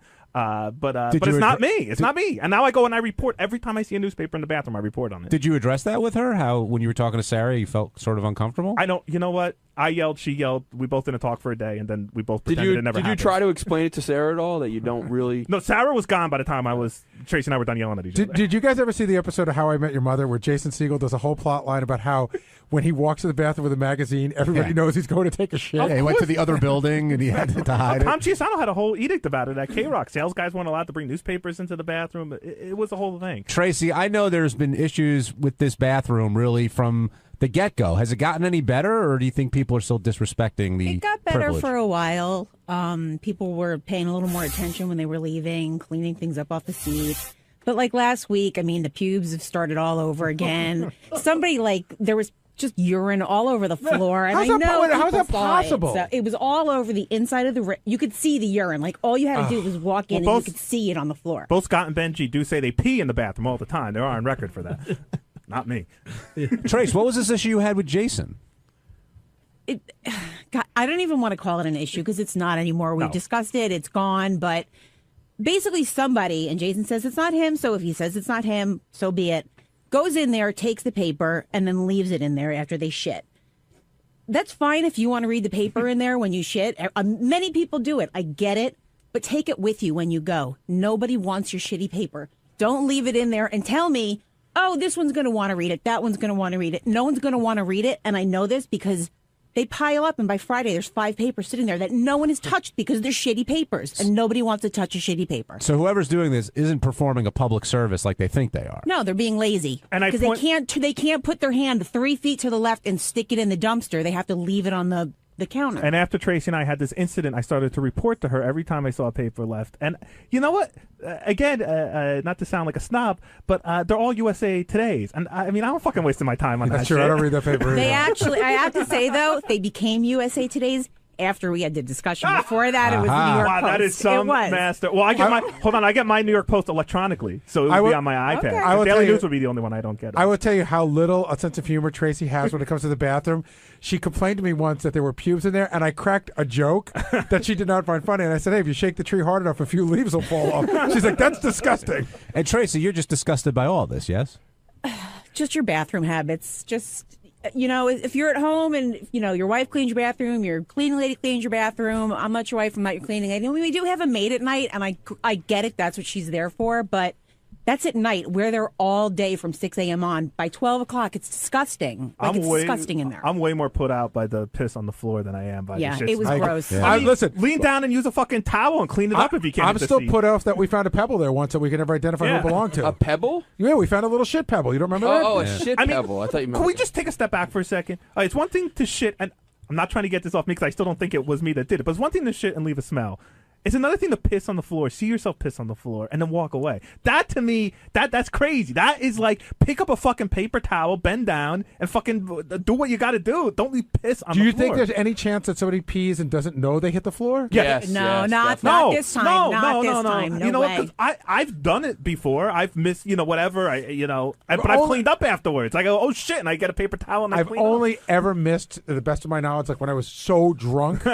And I haven't been that drunk here. No, because I know what Tracy's talking about, and I've seen it. I didn't come running, but now I will. I'm going to come running to everybody. But you walk in, you see there's a puddle underneath the fucking toilet, and it happens it's somebody who doesn't drink a lot of water because it is bright yellow. You can't miss it. Somebody who might drink a very green vegetable drink. And by the way, speaking of our public bathroom, last week I don't remember if it was Thursday or Friday, and I know I was taking a piss because I was at the urinal, but I was standing in a puddle of water. I mean, it was just the whole thing was all the urinals were under 3 inches. Yeah. We've had these issues. We had these issues at K-Rock in the public bathroom too. The men's bathrooms are just by nature disgusting. That K-Rock bathroom was nasty. You have no idea. I mean, we found somebody was shaving in there. We weren't even sure it was mustache hair. We thought it might have been pubes. It was so fucking gross. Who do you think these newspapers are pointing to, Gary?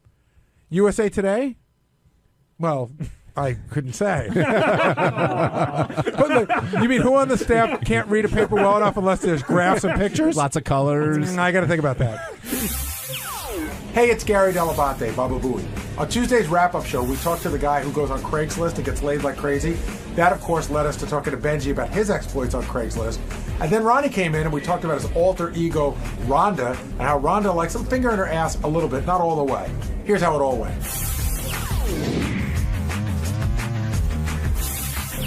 our guest on the phone today, Aaron, who was the conqueror of Craigslist, I guess. And he talked about how he's not a particularly good-looking guy, but he knew how to play this game very well. And Benji, before you came in, we were saying today was the most eloquent. You were right on mic. You're an expert in this field. You took the straightest line to get to your point. Yeah, that came across very clearly. But you seemed, could you vouch for him in a sense? Like, do you believe everything he said was true? All of his stories, all that stuff can happen. Absolutely. And it's like I've said, it's if someone wants to figure it out, it works.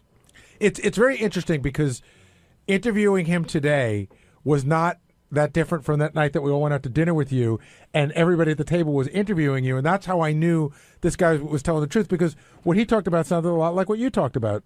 Yeah, I mean, if you're in the right place, like you said, small towns, I can't imagine it working, but if you're in a place with a big enough it's all a numbers game, and it's a niche marketing and knowing how to play it. Right, so you're appealing to these fantasies, and if somebody bites, you're in business. But you did have an issue with the picture, right? Well, he said like, use a picture that looks like you. I think for an uglier guy, that's not as. I would use your best for a guy. For a girl, you should use. For a guy, should use his best picture. And a girl should use her not. Well, it depends. Well, for dating purpose, this is different. For dating, a girl should use her worst picture. But for just purely hooking up, a guy should definitely use his best picture. And is part of the element sort of like the unknown, like you don't know who's going to show up at the door, and is that part of the... there's an exciting, like walking somewhere in the middle, in 2 a.m. and in some, like, it's kind of scary, but kind of exciting. I was blown away by the show up with a blindfold. Turn around. That's just, to me, that just has trouble written all over it. Have you done something like that? Yeah, he did. Yeah, I would wait blindfolded and no, but I've told the guys here before, and this was years ago, and like I played into girls like rape fantasies, and I was always very worried. If you go to what if someone's, which now there's been several cases where people have set people up and they've gone to the wrong apartment. Right. How can you prove your innocence?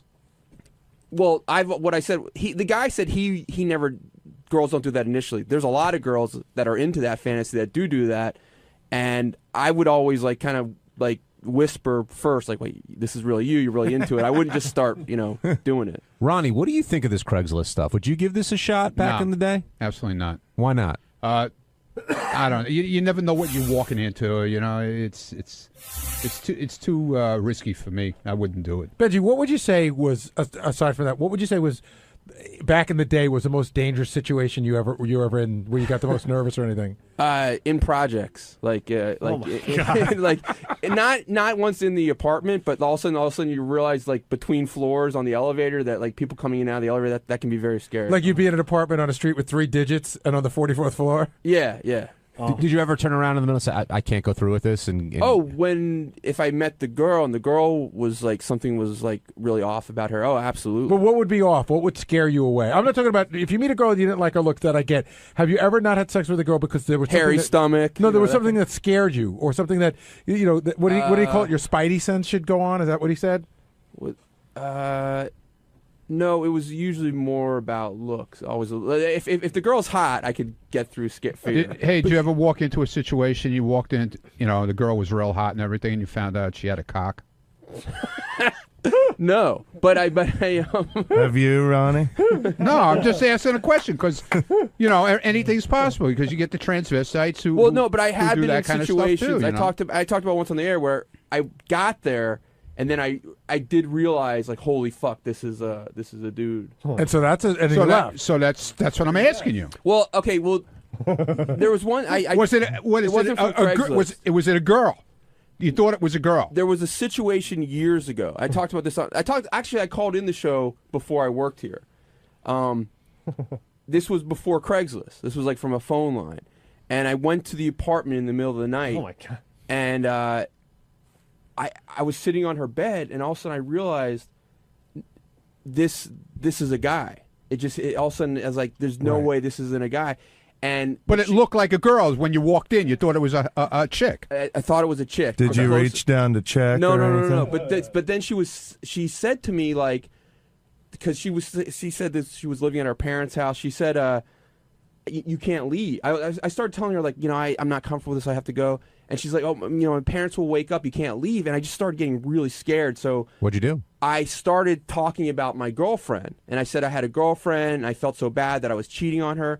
And then this guy is like, starts like, oh my God, that's so sweet. And he's like cradling me. And I had to just sit there for a couple hours and talk about how guilty I felt till my parents Was left. was he a big guy? Like, could he have raped you or something? Or? No. It was. Did you feel when you were in the hug that if you wanted to leave, it would be difficult because of the strength? I started getting scared because I started looking around the room. There was all kinds of like satanic symbols. Oh, my and, God. like skulls. And See, things you like should have that. looked at that before you got in the room. you didn't notice that right away. Hey, Ronnie, beforehand, when we were talking about this, when you went in as Rhonda, when talking with JD, and the finger in your ass came up, you always clarify and you make sure that everyone understands what you're talking about. Why is that? What do you mean? Rhonda kept talking about the way she likes a finger in her ass, and I found that very amusing. Got to go in easy. Not too tight. Yeah, well, you don't want you just shove it in there. I mean, you know, you gotta be easy, right? Right there, JD. I don't. You tell me. You're the expert. Well, I'm Rhonda. No, I don't know what the hell you are. Does there have to be lube involved, Rhonda, like with a finger? No. Or dry? Yeah. Okay. Yeah. JD, Rhonda. And Yeah. fingernails, make sure you clip your fingernails. And file them. JD, is this all too creepy for you, the Craigslist thing, or because it sounds like Benji said it's pretty much a sure thing if you play your cards I know, right. and I've had friends. You know, I've seen the girls. You know, they ended up hooking up with them, and you know, it's just not.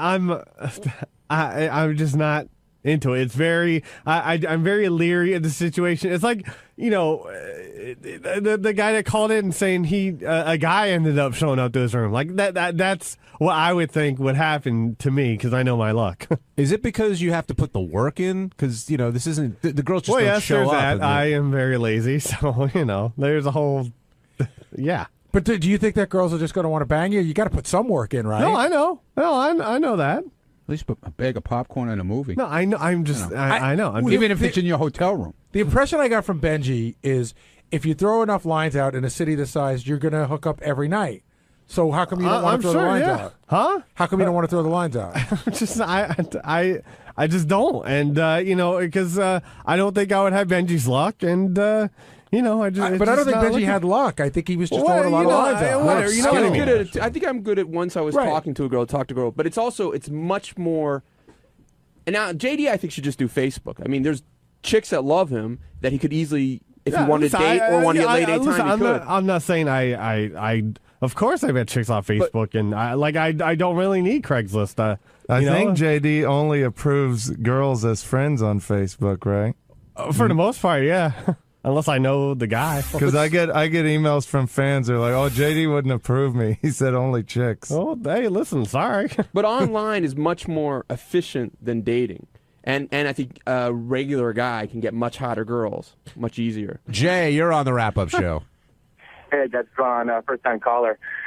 So I was looking at this guy, you know, give his spiel today, and was a little skeptical. And then Benji chimed in and said that he'd had success as well. You know, about 3 years ago, I was just leaving a relationship and decided to turn to Craigslist. I'm sure it was late at night. But basically, it was all phishing scams. Like all the what I thought were girls I was reaching out to.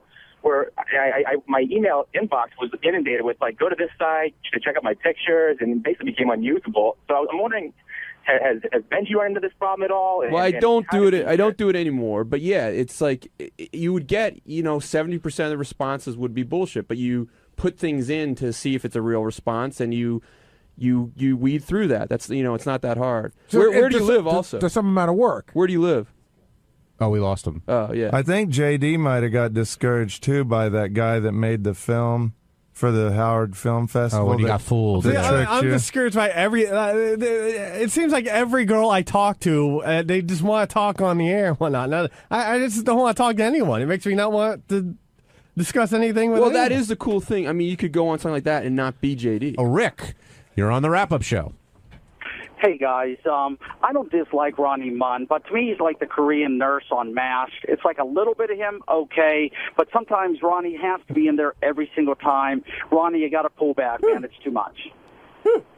Rick says you got to pull back a little there, Ronnie. That doesn't sound like Rick. The voice sounds very familiar. It is Rick from Pittsburgh. Yeah, well, I'm sorry. Yeah, I don't dislike you, Ronnie, but it's all... Look, dude, I don't really care if you like me or you don't like me. I'm not in here every day. I'm in here when they talk about me on the air. John asked me to come in. I'm in. If you don't like it, don't listen to me. Nobody asked you to fucking listen to me, Well, I dude. have to listen to you. No, you You're on don't the have air, to you listen to me. dumbass. No, you don't, you dumbass. Rick, do you Somebody put a gun to your goddamn head. Rick, do you think Ronnie's popularity has sort of gotten in the way of others' fame here, or people may be a little jealous? I think his popularity is a myth, and I think he's taking too much airtime. And I'm for not Sal taking and any- Richard, I wouldn't try. Dude, I was invited in here, you moron. I don't come in here every day. Too much, Ronnie. Well, too much Stay of away. you, Rick. Go get a fucking job. Gary, do you think Richard and Sal may be jealous of Ronnie's ascent? No. I love Ronnie. I was cutting up isolated Ronnie yelling clips today, so we're big fans of Ronnie. We just put And together I that could great go- funeral bit about Ronnie. Yeah, Dunn. yeah. We love- That's awesome, dude. And- we love I've that. been playing that for everybody. And I could hear stories about Ronnie getting fingers in his ass every freaking day. And I could love watch you it. blow yourself all the time. It's great. Who doesn't I love it. Who doesn't love their grandparents? Come on. Yeah. We love Ronnie. On Wednesday's wrap-up show, all the talk was about hoarding. Matt, who cleans up after the hoarders, called in, and Gary, Ronnie, really everyone had stories about how they or their moms hoard, and this is how that conversation went.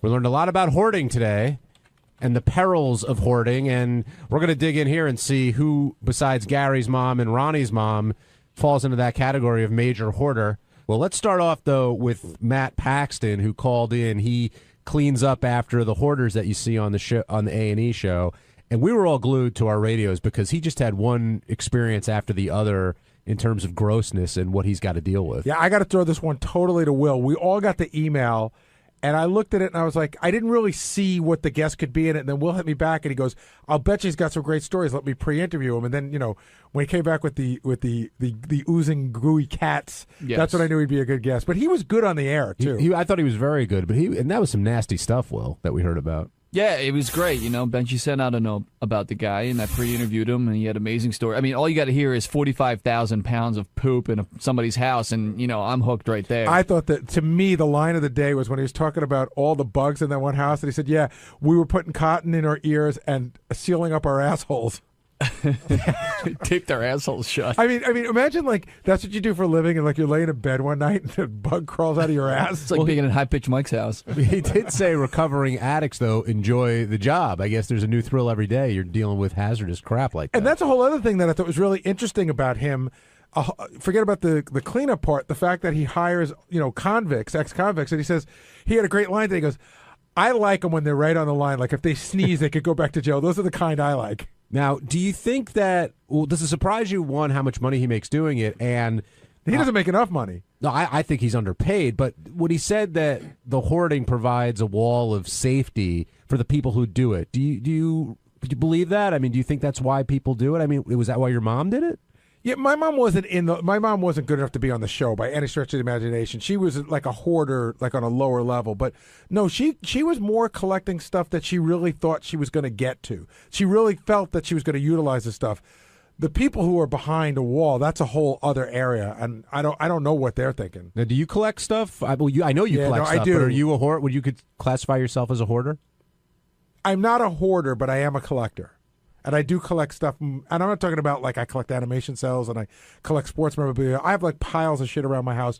Like I just cleaned up the other day. I had a closet full of electronics equipment that I was sure I was going to use one day that's valuable. And I looked at it the other day and I go, you know what? This is all. I have stuff that doesn't even have HDMI inputs on them anymore. So I have everything in a big pile, and I'm getting rid of them this weekend. Will you get rid of it? Or I will. Although I do have to say, I pulled it out of the closet like 2 weeks ago, so it's moved to I'm going to get rid of it, but it's not that easy to just take it and get rid of it. So I do have a little bit of that in me. I have to move it from A to B and then finally to the dump. And what about Mary? Does she keep stuff or she wants to get rid of it right away? Get rid of it all. Yeah, too much shit. Get rid of it. That's the same with me and Deb. I'll want to keep everything and she'll just want to get rid of it. What about you, Will? You hoarding a lot of stuff in that New Jersey same house? way. No, not at all. If I don't use something for a few months, I'm ready to get rid of it. pretty good about that. Did you see on CBS Sunday Morning this past weekend, they showed a guy that works on the show, and he's like us. He's got a basement full of shit. So it turns out that in all of this crap that he's got McDonald's toys from the 80s that are still in the package and keeps telling his wife they're valuable, he had, turns out, Billy Bean's Mud Hens jersey. So that's valuable. So now he's convinced his wife, because he found one valuable thing in the pile of shit, that they can't throw anything away. Who do you think the worst hoarder is around here, just in terms of their office space? Like, who keeps the most stuff laying around? Well, Benji, when Benji did what Will used to do, I never really questioned him on how he did it, but he had lots of envelopes coming out of it. It didn't seem like there was a system at all, and there was just a lot of paper. So I think he's probably a bit of a hoarder. Yeah, I definitely have hoarding tendencies for and it's for two things. It's either anything with potential value. Like I'll have like 4 tubes of toothpaste, and if there's still a little bit left, like, oh wow, I gotta finish this, I gotta finish it. And the other thing is anything potentially sentimental or that leads to a memory. It's very hard, and that can be a shirt, that can be a T-shirt. It's very hard to just throw it. I love when something is absolutely destroyed and I can throw it out and not have any feelings towards it. I have a Bruce Springsteen shirt from the River Tour that I washed once and now wouldn't fit on a 7-year-old, and I won't throw it away. Yeah, because it means something to you. Well, I think I'm going to sell it on eBay, but I went on eBay and it's completely fucking worthless. And at one point, I tried to make one of my kids wear it. And they looked at it and they go, I'm not wearing that. Atif, you're on the wrap-up show. Yes, good morning. I have a quick question. I was on hold when Matt was on Stern, but he never got to my call. And I'm really curious, and maybe one of you guys can answer the question, how does hoarding equate to filth? You know, I understand hoarding is saving a lot of things or collecting a lot of items, but why are hoarders so dirty? Like the houses, they don't have water. Like the guy said, they crap in the in the blankets and piss in bottles. What is that all about? I can tell you this much. With my mother and the guy I was talking about, my friend's father with all the Maxwell House coffee cans, and even Ronnie seemed to say the same thing. They weren't dirty. They collected stuff. They hadn't gotten to that next level. Like my mom was very clean, and if she found something that was like dirt, always won out over hoarding. If she would have found where the boxes were, and there was like mouse droppings there, she just would have thrown it all away. My guess is like the guy he was talking about that has shit, feces literally all over his house. My guess is that's not a hoarder. That's just like because I bet they're not people that are saying, oh my God, you can't take away my feces. Like I might need this for something, or I'll forget something. They're just a casualty almost. I would think of something else. You know who the original hoarders were? Remember that movie Grey Gardens? Those people that were the Jackie Kennedys.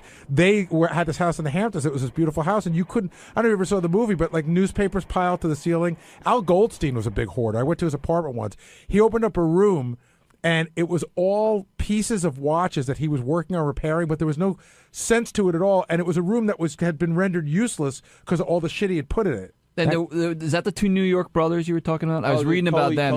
They're like the famous hoarders.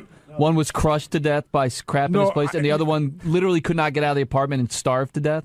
That's crazy. That's a whole other place. Thanks for calling in, Atif. Mike in Illinois, you're on the wrap-up show. How we doing this morning, guys? Good, Mike. What's on your mind?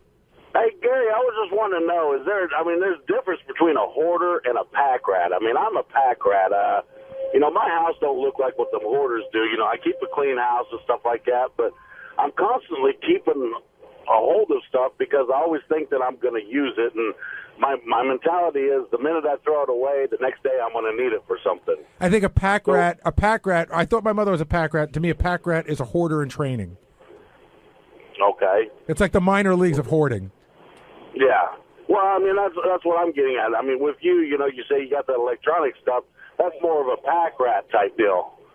Well, yeah, except for the fact that I can't get rid of it. I mentally can't get rid of it. Now, with the people around here, we talked about Benji a little bit, but the two names that kept coming up in the back were JD and Scott Salem. Now, maybe that's because they have their own spaces and they can put stuff in. I know JD, and Robin was the third one with her extra office or annex or whatever it's called. We should look in there, by the way, and see what it's become. I had that thing bare bones. I'm curious what it's become. But do you think any of them have hoarding tendencies? But JD's got a lot of stuff in his little room there. JD's not a hoarder. He's messy, which is a difference. He doesn't like to save stuff. He's just too lazy to throw it away. I don't think JD's very attached to any of that junk in his office. Now, how does this translate to people's homes? Like, Benji, you've talked about your apartment used to be, I don't know if it still is. It's not. It's much. I've gotten much better. Like, New York kind of forces you to get, like, to not to be. It's You're saying very you're hard better to be, since you moved to New York? Because I Over went the to ye- your apartment once, and it was pretty hoardish. Oh, really? It was like boxes and boxes of his. That's I've what he got- does. He saves his jokes that he writes on the show. Yeah. And there were literally maybe like 6 to 7 boxes piled on top Oh, of it each got other. to the point of like there's 60, 70 boxes. I mean, I'm saying, yeah, all over the apartment. There was little mazes to get around. But is there any order to it? Because if there's no order to it, then it's useless. Not a lot of orders. Like I told you, Jackie But I've had his. gotten better. Jackie had his in loose leaf notebooks, and he could go and tell you jokes he wrote on the day that so and so was here. Whereas Benji just seems to have them piled up to the No, ceiling. and they're pieces of paper that say like toothbrush on them. Right. And they're meaningless. See, I got the jokes. Oh, you like that one? Eh? But that's what Stuttering John had a drawer full of his jokes that were like that, and he went to go ask Tom for a raise, and he just pulled out the stack of papers that were all over the place and threw them on Tom's desk, and goes, "These are the jokes." Or Tom picks up a piece of paper and it says like hairbrush. Yeah, it's like I don't even know what this is. Ronnie, you experienced this firsthand with your mom, and are you a hoarder yourself? Do you hold on to No, stuff? absolutely not. Because of what you experienced with your mom, or you've Exactly. always been... Dude, this was one of the worst experiences, probably one of the most experiences in my life, cleaning out that house. Why was it so traumatic for you? Because it was, what happened was, like I said on the air earlier, my mother had gone in for surgery. And when she had gone in for surgery, I had cleaned the house out once. And by the time, like 4 or 5 years later, when she passed away, dude, I mean, it was worse than the first time I cleaned it out. It was insane. What made it so insane? Just all the boxes and the containers. And what I never got to, after the second part of the journey of the cleanup, she became obsessed with QVC. I had so much. I could have opened up Joan Rivers jewelry store. I'm not kidding you. I took, no lie, 5 boxes of QVC jewelry. What'd you do with it? I donated it to like a charity Right. thing, and it was all costume jewelry and shit. But still, it was insane. Just She was addicted to QVC. You she think? got it after I stopped her from hoarding, I guess, containers and stuff. She started with the QVC thing, and every time I saw her, she would have 15 rings on. And then she started with like these Indian bracelets, and then it was the Joan Rivers stuff, the watches, the bracelets, the necklaces. She just went from one thing to another. Yeah, the really sad part when I cleaned out my mother's house was I called all my buddies over and I said, "Listen, I got to get this done in a weekend. Can you give me a hand?" So we ordered this giant dumpster, and I'd even sort of hid it from my friends to some degree how bad it was. So they thought it would be fun when we were taking all the stuff out. Every time we went by with something, my mother was grabbing it from them, like, no, you can't take that. And so they would take out something that was glass, and because we had this empty dumpster, they thought it would be fun to just throw it in the dumpster and hear it break. And every time it broke, my mother's whole body would shake, and she would start to sob uncontrollably. And I called the guys in the basement. I was like, "Guys, can you just lay it down, please?" They just thought they were having fun, but it was killing her. And when you guys were going through the house, I mean, it had to be heartbreaking, I would think. Even though that stuff didn't mean anything to you, there had to be something you associated. Oh yeah, there was a lot of. I mean, there was a lot of stuff. I mean, clothes. Forget about it. She'd buy clothes that still had tags on them. Never Right. wore them. That's right. Seeing old stuff that still had the price on it that was brand new but 15 years old was the weirdest thing. Stuff that they'd bought and never used. Just a waste. Did you find any of your old stuff in the house? Like, did she hold on to any memories of you or things you had? Like pictures and stuff like that, but nothing else. Because when I moved out, I took all my stuff. But like Gary said, he got a dumpster. I could, in the development where she lived in the garden apartment development, you couldn't get a dumpster. So I had these guys, one of these junk companies, come with a 12-yard truck, dump truck. They had to make 3 trips, 3 full trucks. Wow. I will also say that when when we were selling the house, when we were cleaning up, my mother claimed she'd spent 2 months cleaning the house to get ready for this tag sale. And I told the story on the air. A fan comes over. He it wasn't advertised, but when the guy came over, he recognized me, and I had to chase him out to his car. He had bought all of my school pictures from grade 1 through 6 and a bunch of my report cards. And I was like, dude, those are mine. I said, Mom, I thought you cleaned up. This is like all my shit here. How much were your photos going for? I don't know, but I got it back, which I have now, which would have bummed me out. It's fun to have my school photos. I showed to my kids. Well, not only that, but in this day and age, there would have been a whole Gary and high school webpage put out with all your pictures plastered The classic everywhere. story we talked about the next day, the guy called in.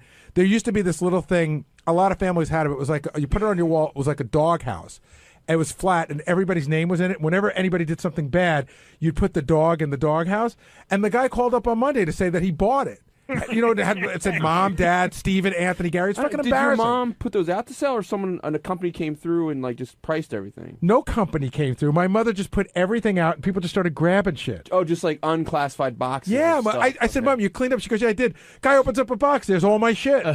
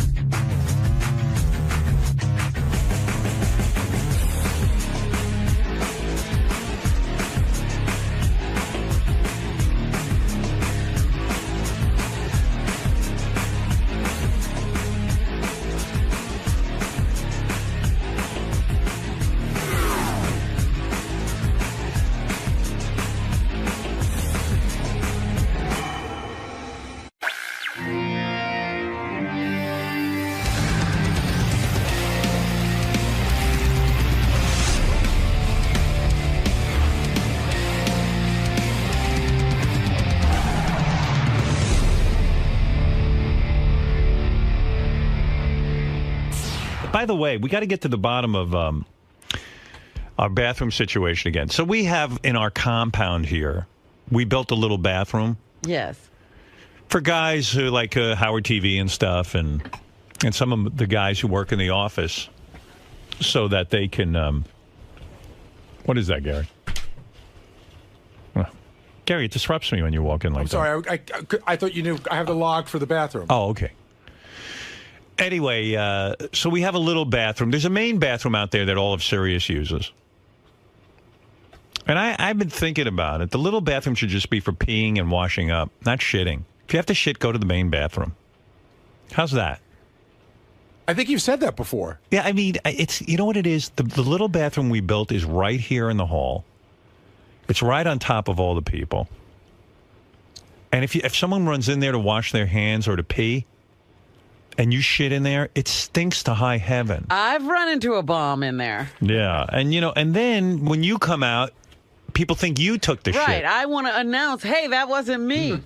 Well, anyway, last week, Benji came running out of the bathroom, and he said to Gary, look, it wasn't me. The room smells like shit. He went in to pee, and he was afraid he was going to get tagged. I came out and I said, I ran into a bomb, and I'm getting a log right now to figure out a log of who went in. Right. To figure it out. And Benji goes, hey, I just came out. I smelled it too. It wasn't me. Right. So we narrowed it down to two people who shit in there. Ooh. It was either Jason or Scott the engineer. Now, I'll tell you the trajectory or the timeline. The timeline. Okay. All right. What time did Benji come out of the bathroom? I don't know when they come out. I only know where they went. Benji went in at 11:30. Okay. But he couldn't have been in long because I went in at 11:32. All right. So the chances that Benji shit in there Are low, are low. slim. Right. All right. So then Jason went in before Benji. Right. He went in at 11:27. All right. So he was in there for 3 minutes. Right. All right. Now, before him was Scott the engineer. He went in at 11:19. 11:19. And when did Jason go in? 11:27. So that would have given him 8 minutes to shit. Right. I think it was him. My guess is if I was a betting man that Scott the engineer took a big dump in there. I will tell you, if he shit at 11:19, it still reeked at 11:33. Yeah, well, it would. It's a tiny little room with no window. Is there a fan in there? I don't think so, no. No, I mean, to shit in there is absurd. You shit in there? Tell the truth. Swear on your son's life you didn't shit in there this past week. I'm not gonna swear on my son's life. It was him. But I'll swear on my life, I didn't shit in there. No, but What who was cares that? about When your was life? It? Friday? Thursday? It was Wednesday. Wednesday No, right after the show. absolutely not. So then it was Jason you're claiming. 'Cause I'm it's not either- claiming it's- anything. It's either you or Jason. I wasn't me. I can guarantee that. It wasn't me. You won't swear on your son's life, though. No, but why? If you did it, then there's no problem. I mean, if you didn't do it, there's no problem. So you did shit. I didn't. And you were in there for 8 minutes. No, I didn't. I wasn't in there for 8 minutes. It says. Yeah, that's true. When I went in All there. right. Okay. Jason, did you shit? I've shit in the bathroom before. Did you shit on there on Wednesday? Zero idea. I have no idea. All right, then it was Jason. Well, Did you shit on there on Wednesday? I'm shitting there all the time. Yeah, but you don't. Why do you shit in there? Because it's a bathroom that I use. By the way, so does Benji and so does Scott. And not only Benji, that, but just wait a second. Let's back that up. Have you shit in there?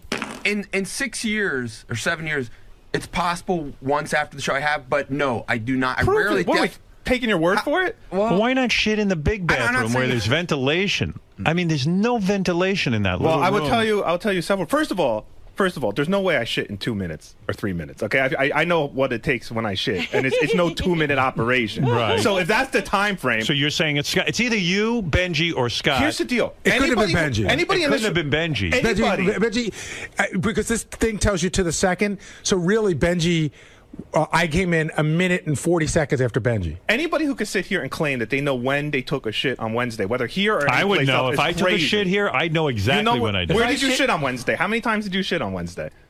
I know how many times I shat here on Wednesday. Okay, but here is part of my life. Oh, here is a huge thing, though. Yeah, man. but here is part of my life. Like, You shit at They've work. gotten so comfortable with it, it's not a big deal. I mean, I'm here 10, 12 hours a day. I'm not remembering every shit. No, I can't tell you this. I am having constipation problems, but if I shit on a show day, it's in the big bathroom. Right. If there's no show, I might go in the other bathroom and shit. Okay, fair enough. I guarantee that Wednesday was a show day. I will not shit on show day in that bathroom. Howard, I know Jason has been seen taking newspapers into the bathroom. So let me tell you what's going I'm not on. denying that I shit in the That's so bathroom. gross. Let me tell you by what's the way. going on with that. Okay, Because well, then I yell spoke at to everybody else that does. I spoke to Like, Tracy. Don't sit in there and read. And Maybe shit. somebody had gas. No, gas doesn't last that long. I spoke to Tracy about the newspaper thing. You know that Jason and Tracy didn't talk to each other for like 2 days last week. Yeah, well, Tracy was very rude and wrong, I thought. Here's what I was told. That this is how I hear it, Jason. You can give your side. Yeah. Jason goes into the bathroom with newspapers. Right. Maybe when he shits, he wants to read the paper. Then he leaves them in there. His argument, Tracy goes, they're gross, throw them away. And Right, his because who argument wants is to touch it? He's leaving them for other people who want to shit and read the paper. And I mean, no hold one on, wants to touch your newspaper after you shit and you've had your shit hands on the newspaper. Throw that shit out. Now, the actual story is... It's so gross. I throw the newspapers out. Like, people who come to my home, they take the paper. Hold it, Jason. People come to my home sometimes, and they take the paper. Like, I have a paper delivered to the house. They take the paper, and I see them disappear with it. Right. And then they come back, and they put it back on my kitchen counter. And I'm like, that guy, I know he just took a shit. And now that paper's back. I don't want to touch his shit paper. I mean, you can't take a shit without reading the newspaper. First of all, a good argument can be made. You better be in touch with yourself when you're shitting. Sitting there all day with your hemorrhoids is not a good idea. You're going to develop hemorrhoids if you don't have them. Just shit and get off the pot. When I take a dump, I don't go until I absolutely have to go. I'm in and out of there in under a minute. I shit, and I stand up and wipe off, hose down. I take my baby wipes, I get in there, and I dig out every remnant. Clean as a whistle, and I get out of there. All in a minute. So your underwear is always clean? Oh, yes. Always? Absolutely. As long as I have baby wipes. Why, your underwear isn't clean? It's clean like 99% of the time, but sometimes shit happens. Sometimes Shit happens. I'm not allowed to put wipes in the toilet. in my Why? house. What do you mean you're not allowed? Well, What kind of man are you? the plumber told us that it's bad. So then get a plastic bag and put like a baby diaper. Yeah, I do. I use them sometimes when I need to, but I used to put them in you throw your duty into the you don't put it in the toilet? Well, I don't use them that much. He told us this like 2 months ago. So what do you do with the baby wipes? Now I put them in the garbage.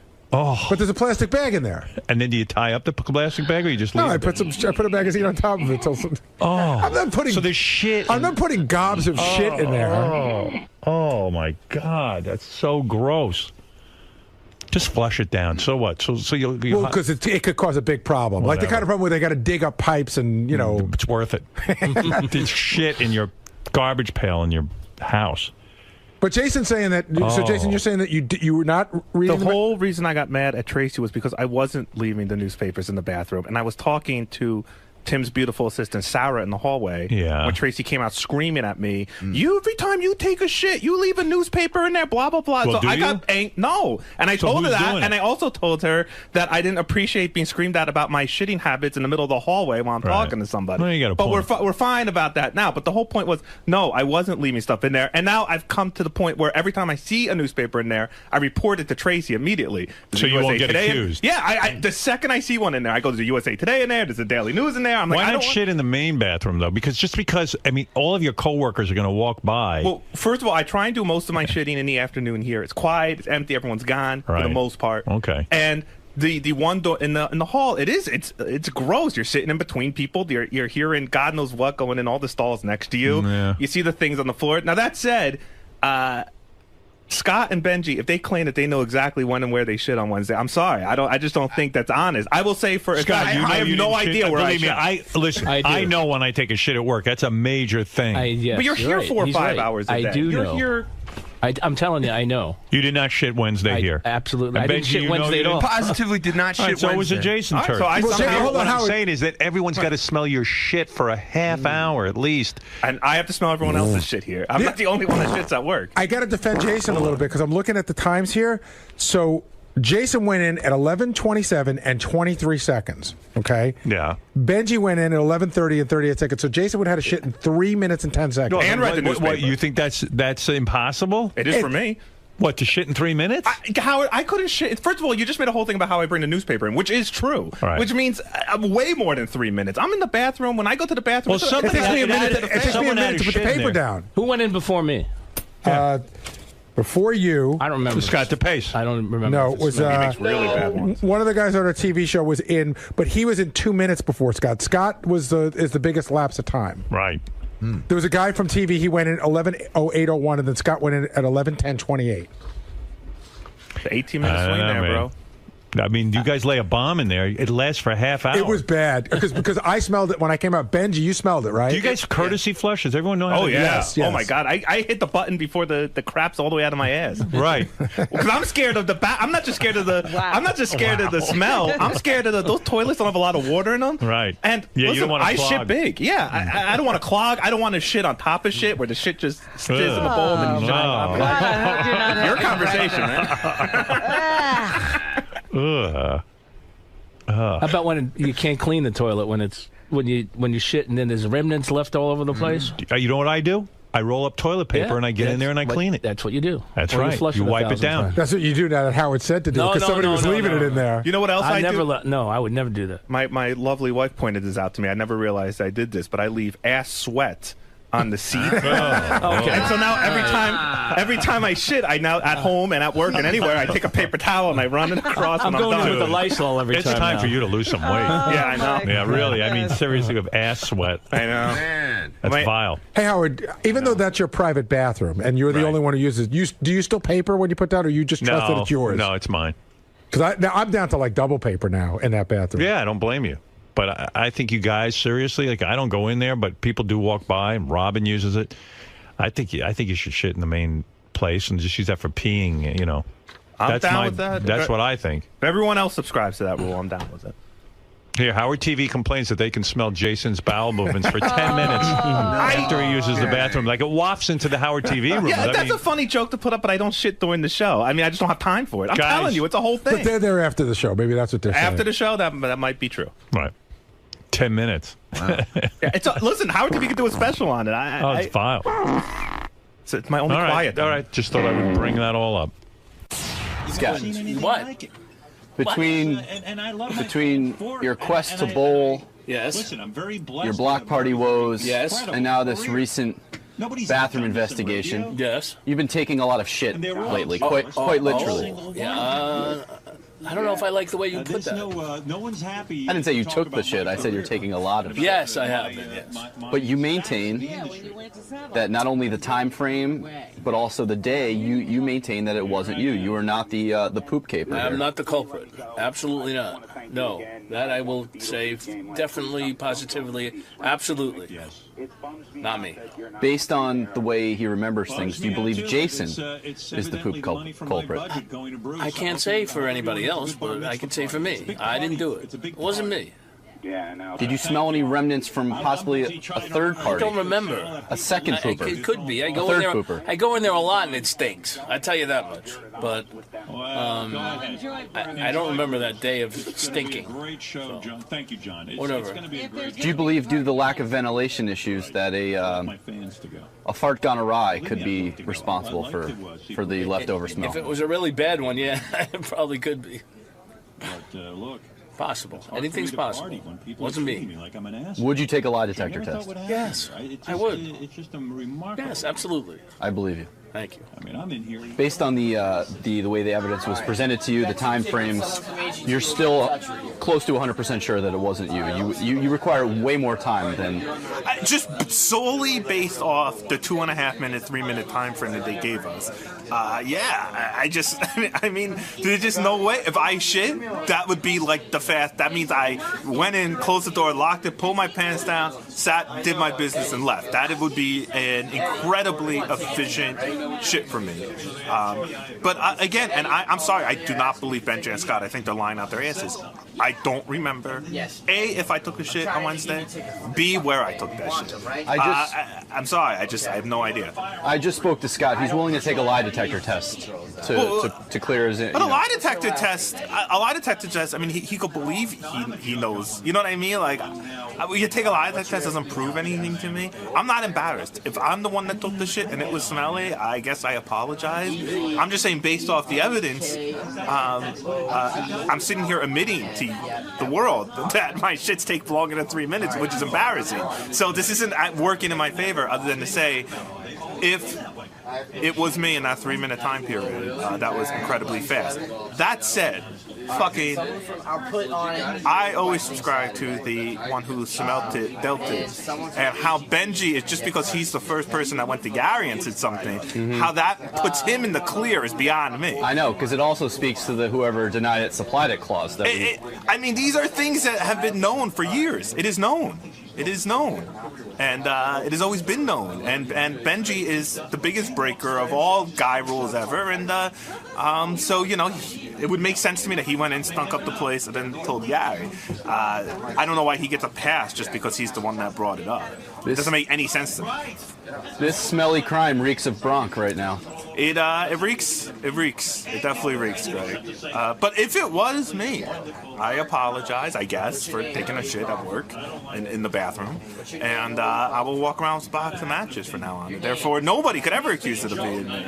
I truly don't believe it's you, just because you're so forthcoming about it. Yeah, again, I'm not embarrassed by it. If it was me, if I knew I'd left the fucking, I would come in there and be like, yeah, sorry about that. That was a bad one. You know, but I'm trying to be honest. And my honest answer is I don't remember when and if I took a shit on Wednesday. Right, but as the best-selling novel, shall we say, says, everybody poops. Everybody poops. Nothing to be ashamed of. Nothing to be ashamed of. Just keep it clean. Keep it smelling good if you can. And more importantly, don't rat on other guys' shits. Jesus Christ. Now that I know we're doing... People think I'm a weasel. Now that I know we're ratting out shits, a whole bunch of people are going down around here. You have no idea what goes on in our bathroom. It's craziness. Benny, right over your shoulder is the scene of the alleged crime. You still... I thought you were... the toilet, yeah. You still maintain you had nothing to do with the number 2? No, I always get the numbers confused. 2 is poop. Yeah. No, it's not... First of all, it is a courtesy not to do 2 back there, but also, I wouldn't be comfortable doing 2 back there, because, like, I always feel like, someone else is waiting to go in, and so there's only been a few times over the years I've defecated here, and that's been over there just because it's more, to me, it's more relaxing. You can take your time. I walked in there and I was hit with it, and I went ahead and peed because I was like, oh fuck, I gotta pee, I'm already in here. No, I did not. I can definitively say I did not do that on what they're talking about. So, based on the information given today, who do you believe the number 1 culprit is? You know, well, the only one who said he's not sure if he did it was Jason. So I'd say, and Jason says he does regularly do in there. So I would guess it was Jason. But if he says he didn't, I would, I don't know. I don't have enough evidence. I haven't studied this kind of field. So I don't know. Plus 3 minutes for Jason? That's tough. Maybe, I don't know. I don't know. Truly a mystery. It's not one of the world's greatest mysteries, but, you know, if you have the top billion mysteries, it's a mystery. Well, around an office, it's around a fun a mystery. workplace, it's a very, very interesting mystery. It is a mystery. I think it would be fun, though, to do, like, I would love if we could, I don't know how we could do that, like, I don't know. Like, that would be a tough one to. I mean, you'd almost have to swab like the. But it would have to be toilet immediately seat, after, look and there's for- even sometimes people go in and they get in between people. So, I don't know. We should, you know, what would be fun? We could maybe get some real cops. That's what I mean. Yeah, some forensics. Yeah, Get get some real cops. Do actual get some real New York City cops and like do a real interrogation about it and see if we can really solve it. You know, that would be fun. Could be the start of some sort of web series too. Like just a total thing every time, like a CSI. Yeah. Who shit kind of thing. Feces forensics. Yeah. All right, we got it. All right.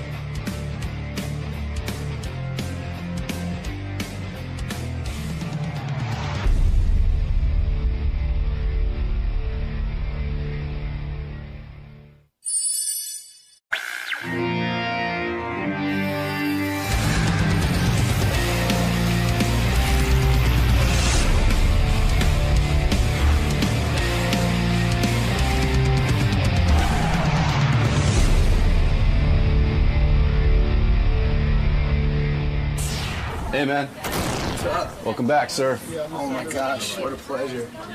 I was going to ask you, do you still have the excitement? I couldn't sleep last night. I was tweeting, I couldn't sleep. Man, it's never, I'll never get used to this. This is the coolest. Even in your second appearance, even after you've already broken your cherry. I'm nervous, I'm excited. There's just nothing like it in the world. And you've had a lot go on since your last appearance. Yes, yeah. Got nominated for an Oscar. Yeah. I don't know. Got a new movie coming out? This is the climax, though.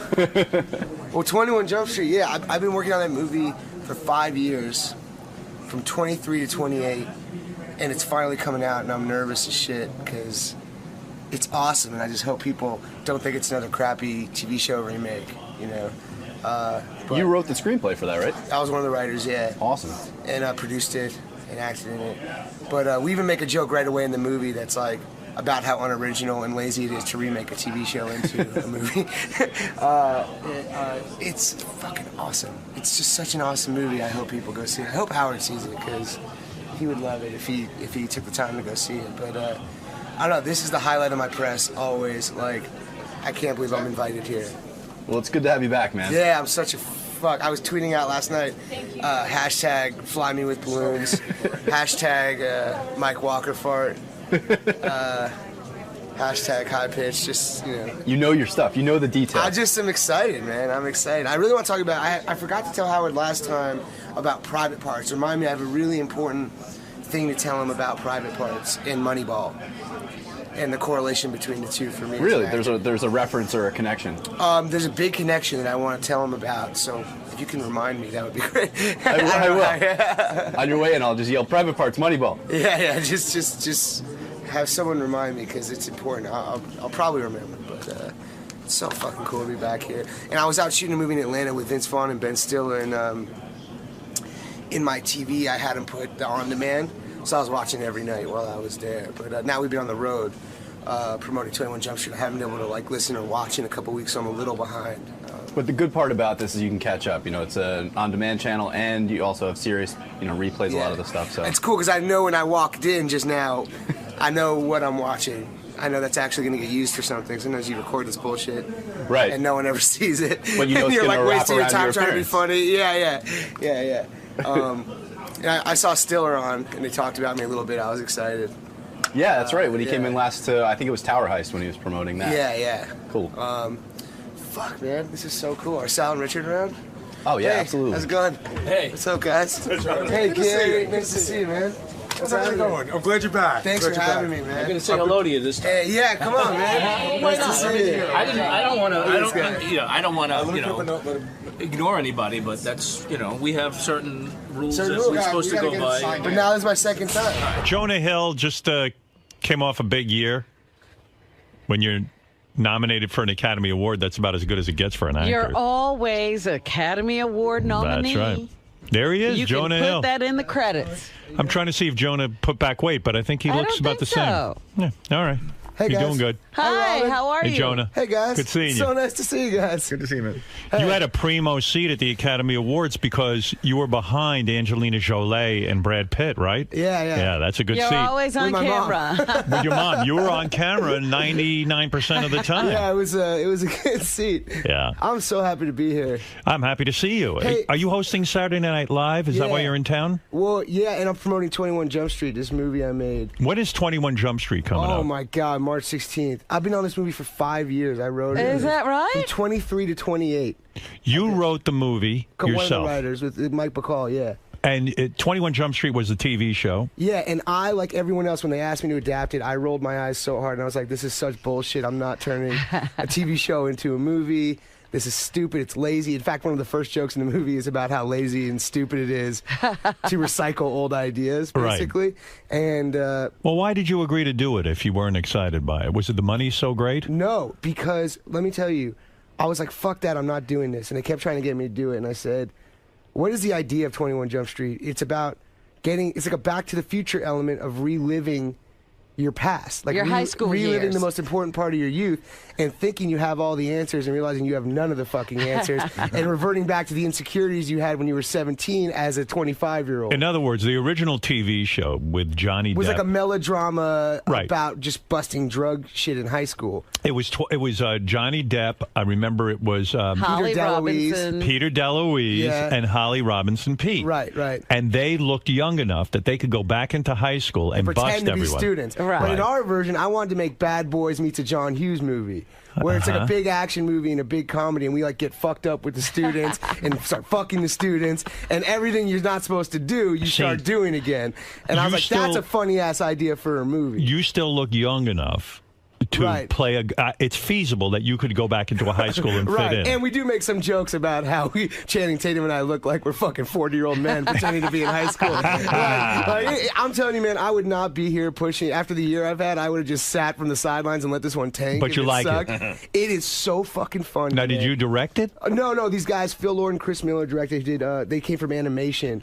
And I'm telling you, but is it weird when you write the thing and then these two, and you're starring in it, and then these two guys come in and direct it? It's torture. Right. Why is it torture? Because it's your baby. I mean, I've been with this thing for 5 years, and then you hire someone 3 years into it or 4 years into it, when you have to trust them that they're not going to completely fuck it up, you know? What studio came to you and asked you to write this Sony, thing? which is the reason they're my good luck charm, because I made Superbad, Moneyball, and now 21 Jump Street with them. So it's like, we have a great thing together. You wrote Superbad, didn't you? No. Seth and Evan, his writing partner. I thought you were in on that. I helped out with it when I came on, but that's about their life when they were growing up. And Is this the first major film you've written? Yeah. Well, I was a writer on Bruno, the Sacha Baron, but I didn't act in it. Right. I didn't act in it. But so these guys did a great job, and they actually kicked ass, and it was like a collaboration. On the comedy stuff, it's a lot more of a collaboration than on on Moneyball. I didn't tell the director, what to do, and I didn't tell him ideas and stuff. I would have ideas for my character, but I wouldn't say, hey, maybe Brad's guy should do this. On my movie, I'm telling the other guy, on Jump Street, I'm like, hey, he should walk in here because I'm one of the writers and producers and stuff. So as you go along, I imagine on Private Parts, you're not the director. Betty Thomas is the director, right? But she gave me some input. You go, hey, this is, you know what? This scene would be way fucking funnier if I did this or whatever. That's true. And they go, okay, cool, let's do that. Right? Yeah, you have more. There's more leeway when you're. Yeah, I'm a producer and writer, and people actually listen to what I have to say as opposed to. So who are you? Are you Peter DeLuise in this? No. Are you Johnny Depp? No. Easy joke. That's low-hanging fruit. No, I mean, who are you? You didn't approach it that way. Is there a hot chick in the movie? Oh, there's lots of hot girls in the But movie. who is a part of the drug team? Well, it's me and Channing Tatum, this guy who's like a big action star. Right. And he just had this huge movie. But who's the Holly Robinson Pete of the? Here's the thing, we didn't do. A lot of the characters might or may not come back from the original. I see. But fuck the show. Don't worry about the show, man. It's like a hilarious big action. It's like a John Hughes movie and Bad Boys like fucked. And I had a love baby. that. And then this is the baby of that. So you're gonna do promotion for the movie. Yes. You're doing. I'm doing crazy promotion for the movie. You're doing Saturday Night Live. Yes. Who's the musical guest? The Shins, a really good band. And what is the schedule on Saturday Night Live? You have to now. It's crazy. It starts today. Now, what does that mean? What do you have to do? Do you have to write the sketches? Well, because I'm a writer too, I like to get it. Like if you were going to host, you would get in there. You're You not bet. letting. You protect yourself. Did you watch Lindsay Lohan this past week? I watched some of it. I kept going to sleep. Man, I'm tired as shit. We've been traveling like all around the world. It's It was been so fairly fun. It was fairly unwatchable, except for the fact that she's a train wreck. I mean, she was not very good at it, right? Are you nervous hosting Saturday Night Live? Do you get nervous doing live man, television? I didn't watch it really, so I don't know how she did, but Yeah. I imagine it's an easy act to follow. Right. You know what I mean? You can't look bad this week. I'd rather go after her than Bill Murray. You know what I mean? Do you exactly? Do you worry? Are you worried right now that you have to be on live television? To me, that would seem intimidating. Live television doing sketch comedy. You don't seem to be intimidated by any I of this. hosted it before. It's my second time hosting. Right. And yeah, I'm nervous, but I'm going to get in there and do the work this week. Like, I'm not going to sit back and cross my fingers and hope the show is good. I'm going to stay up all night writing on Tuesday and Wednesday and, hope I can create some good stuff You for won't be myself, at the too. club. You won't go to clubs all week? No, I'm not going to be at the club, Robin. You're not going to be at the club. Hey, I got to tell you something real quick that I forgot to mention last time. It's very important. I saw Okay. Betty Thomas on Oscar weekend, and I talked to her about this, but I failed to mention it to you, and you hadn't seen Moneyball, but you just said all those nice things about it, so I want to tell you. Private Parts, I had 3 movies that I watched over and over again before doing Moneyball. In Private, it was The Natural, All the President's Men, and Private Parts. Why was that? Because Private Parts is a film about people that everyone thought was wrong. Everyone thought were crazy and they had a different way of changing their industry around. Mm-hmm. And everyone thought they were batshit crazy. And then they did it, and it started working, and they all looked like idiots for doubting them. And Moneyball was the same Moneyball idea. was the same exact story to me. It was you about a different understood. industry. Your character understood that how there was to a pick. different way of doing things Right. that people were just fucking ignoring. Well, that's a good point. That makes sense. And when I would watch like the when you're doing the WNBC and you're doing the porno password thing, that was like a big scene for me, getting in the character and stuff, because I was like, you're just doing it in a room, right? And people think it's insane or it's totally foreign to them, so they're scared of it. Right. But then look what happened to your guys' industry as a result. later Right. on, you It know? all changed. Well, And I that's forgot to true. tell you that. The movies are similar in that aspect. I think it's about you could replace baseball with with radio, and it's a similar story. That's true, you know? because Brad Pitt's character and your character were thinking outside the box. You came Right. up with something original, and it worked. And when it And worked, people the thought whole you were industry. crazy. That's right. And then the Yes. industry changed. Exactly. Yeah, Moneyball was a terrific movie. And Thank you for saying what you said. by the way. I'm not blowing smoke up your ass.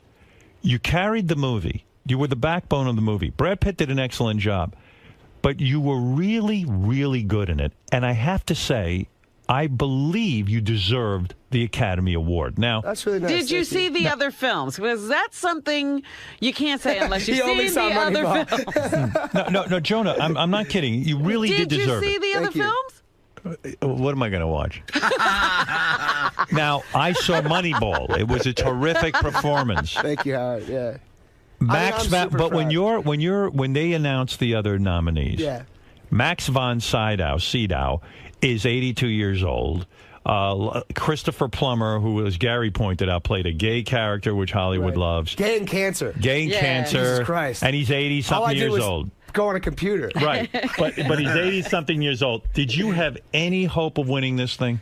I didn't think I was going to win. You know, it's Right. funny. Like, I would have, like, I got nominated, and like Dustin Hoffman's someone who's close to me, and he got my whole career started, and he was congratulating me on getting nominated and stuff, and he's like, "Congrats, it's huge. You are definitely not going to win. Christopher Plummer's going to win." Right, he You knew. know, because people know the business. You know, all right, the guy's 82. He's the oldest guy ever to win an Oscar. He was fantastic in the movie. I thought the movie was actually fantastic. Right.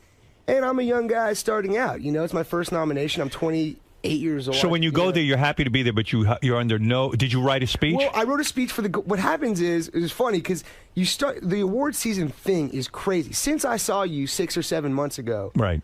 Since that day, or even before then, every day has been dedicated to getting nominated or trying to get the award. You're things, right. or like going to lunches and things like that. And it's a really like another full-time job, right? Right. So what happens is you get the first award nomination, which is the SAG Awards, which is actually a really big one because it's all your peers. Right. Then the next day is the Golden Globes, and you get that nomination. So then you're like, oh shit, like I kind of have a shot. I don't know. I don't want to talk about it. No one could say the O word. No one was like in my friends or anything. No one was allowed to even mention it. You don't even allow yourself to fantasize that you might not win. at all. You're like, right. fuck this, do your work. Right. Go to work, go home, and don't think about it. Right. Then the BAFTAs, which is even fancier than the Oscars, it's a British Academy Award. I get nominated for one of those. Right.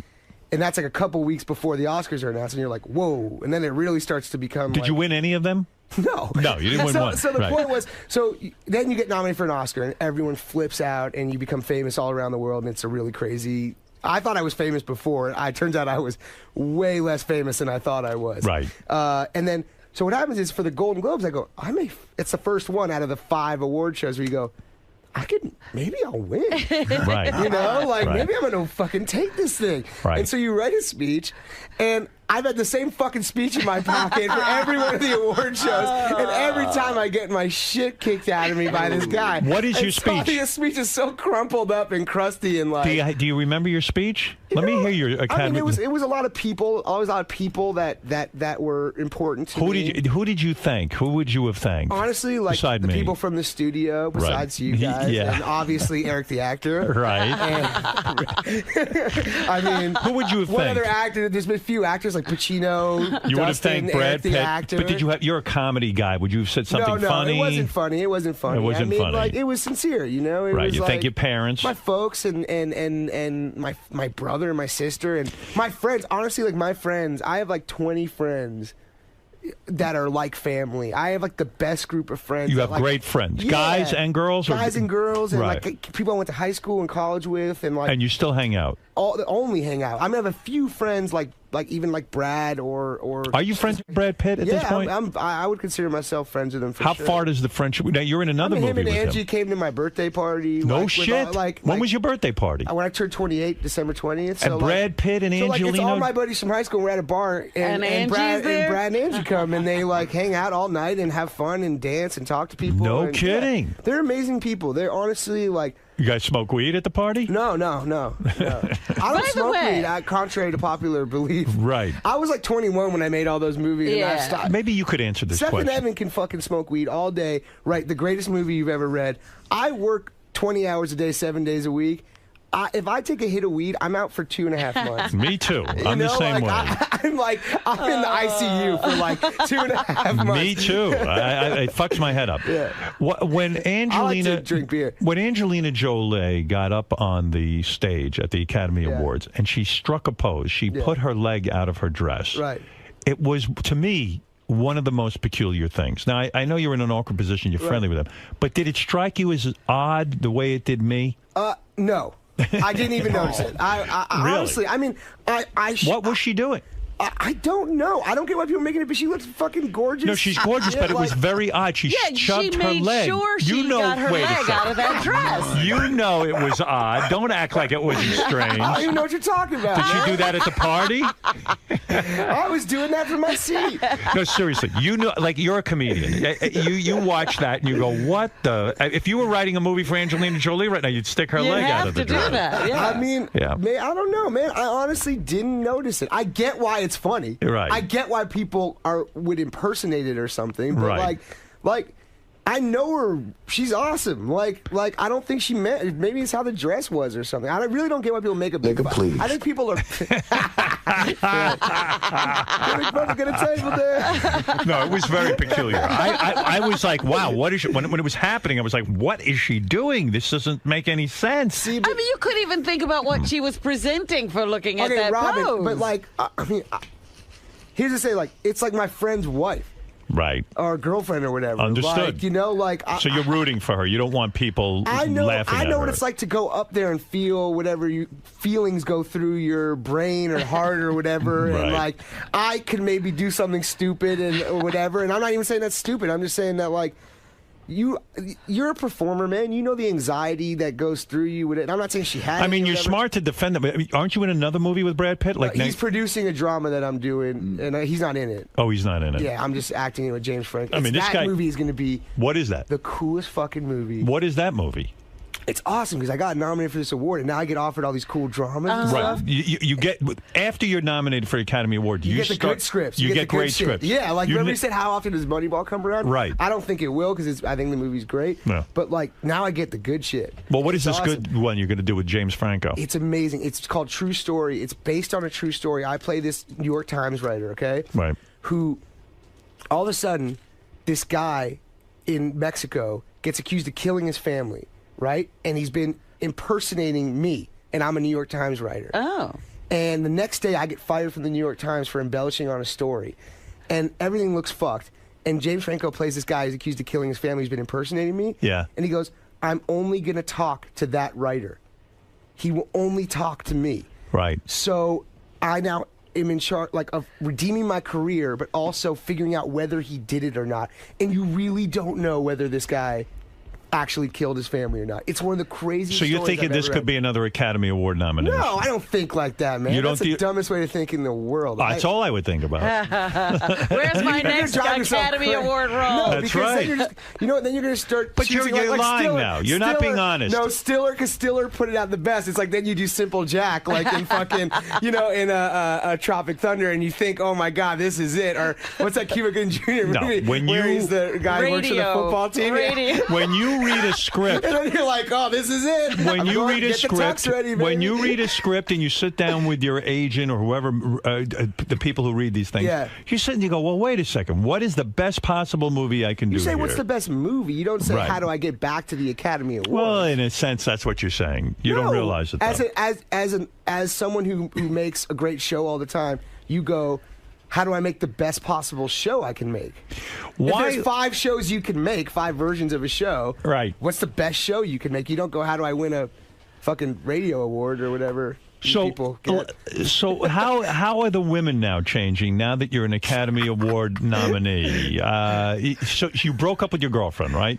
We're no longer together. You're no longer together. It's very sad. Yeah, I mean, she's you, a lovely girl. Is it sad? I would think it might be kind of happy too. I look, man. Here's the way I feel about relationships. Go ahead. And I made a mistake with my last relationship on your show and every show. Is Right.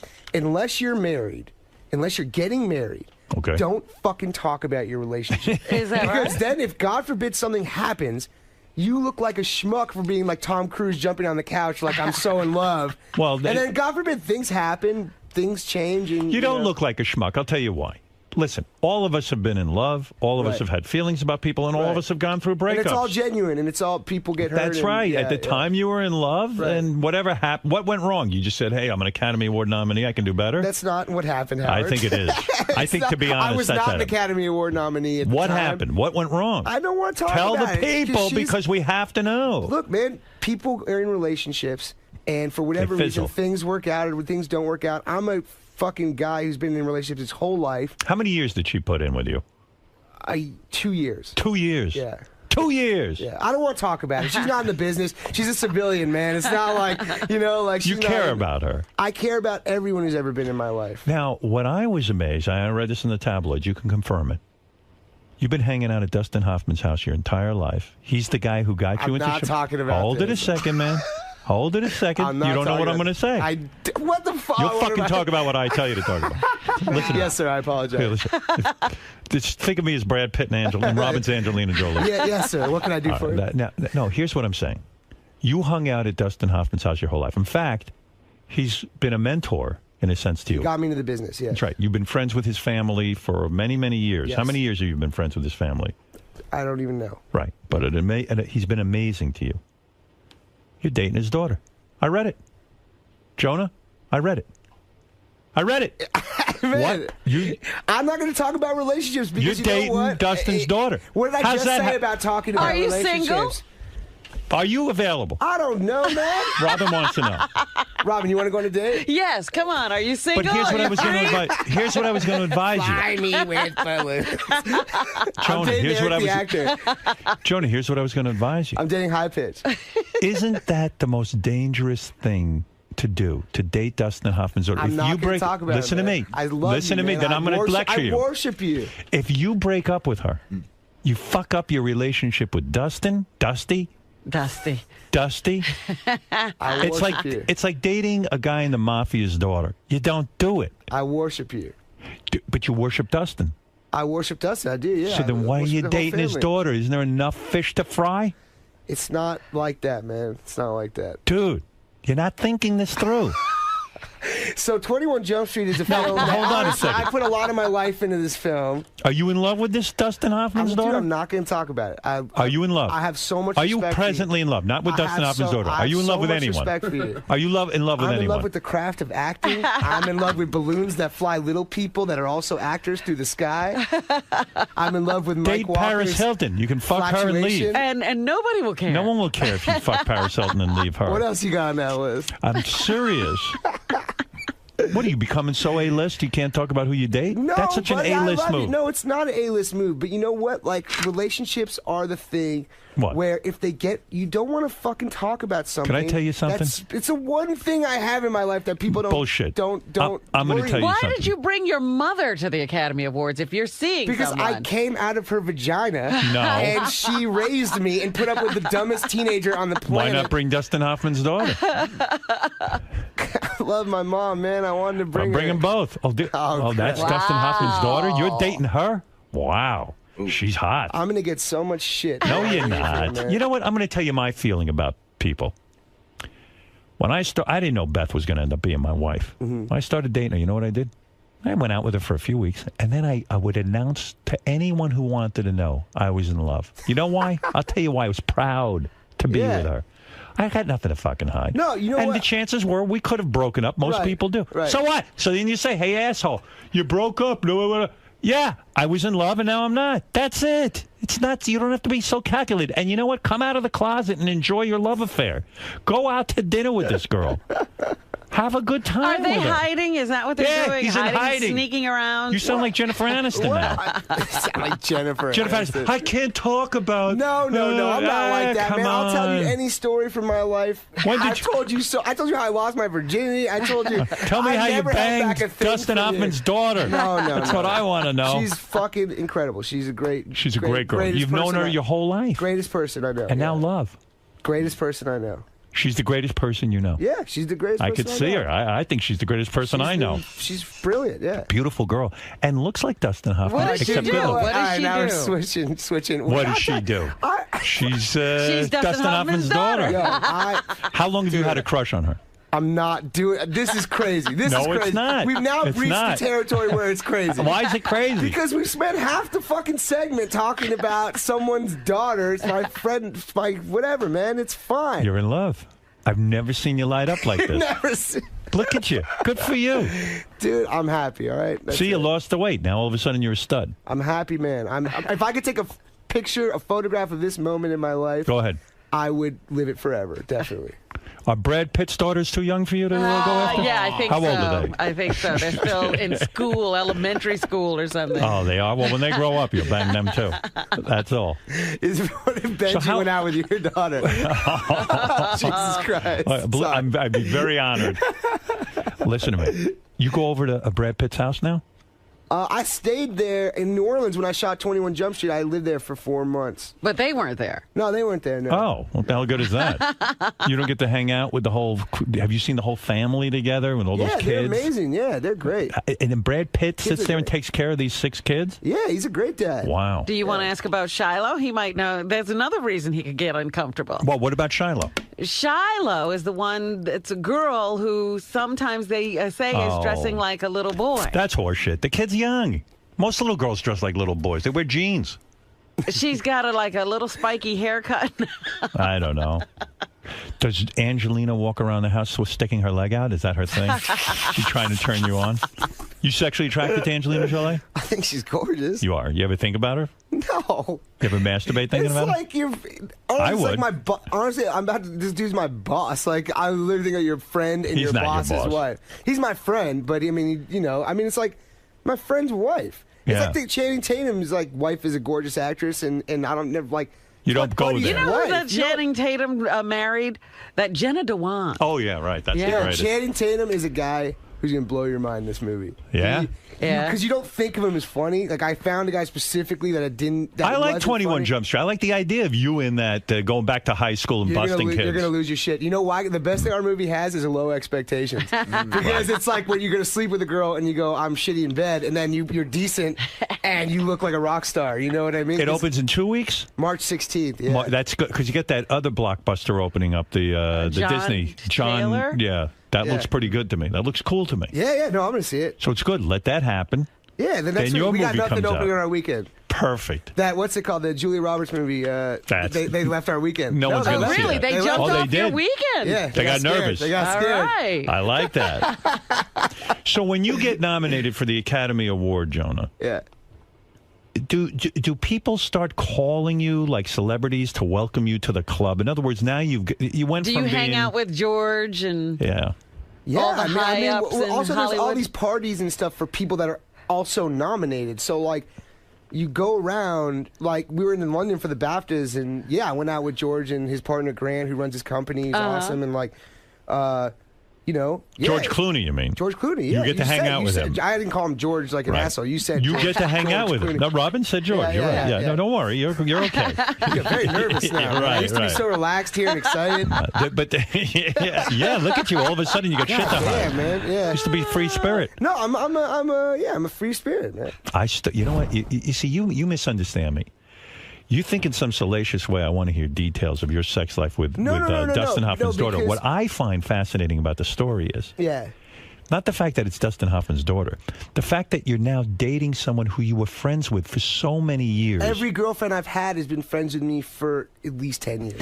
But at what point do all of a sudden, like, did you pine away for her your whole life? Fucking this guy He's is got insane, back into man. it. Forget that it's Dustin Hoffman. No. I'm coming back because I'm. What we were talking about? What Let's were forget. George Let's forget and, about. Let's forget I'll talk about George Clooney all you want. Jonah, forget about Dustin Hoffman's daughter. Forget it. Yeah. We're not talking about her. I'm talking. You want to hear about the time I got cockblocked by OJ? This is a great story I forgot to Go tell ahead. last time. All right, go ahead. Since you're not talking about anything interesting, go ahead. So I'll tell you about the best stories I have are from when I was single, like super bad times. Right. So we went to Miami, and I went to this club, and Michael Cera, everyone from the movie, we go out to this club, and we're like famous for the first time, and all these chicks are into us, and we go and I start making out with some girl, and all of a sudden fucking OJ walks in. Wow. Okay? Yeah. And this she literally stops making out with me, beelines over to OJ. For OJ? And makes out with OJ. You're kidding. And goes home with OJ. You're talking about a guy who had already been. I'm like, girl, don't you know how this story fucking ends? Yeah. Like, Oh my God! Does that just do everything to your ego when the girl leaves you for a guy who has allegedly Yeah, killed his because I wife thought at she that was point? so sweet and down. No, I was kidding. Yeah. Oh my Obviously, God. she's not a very good person. But who the hell would ever do I just that? thought that was a funny story that would work really well on this show.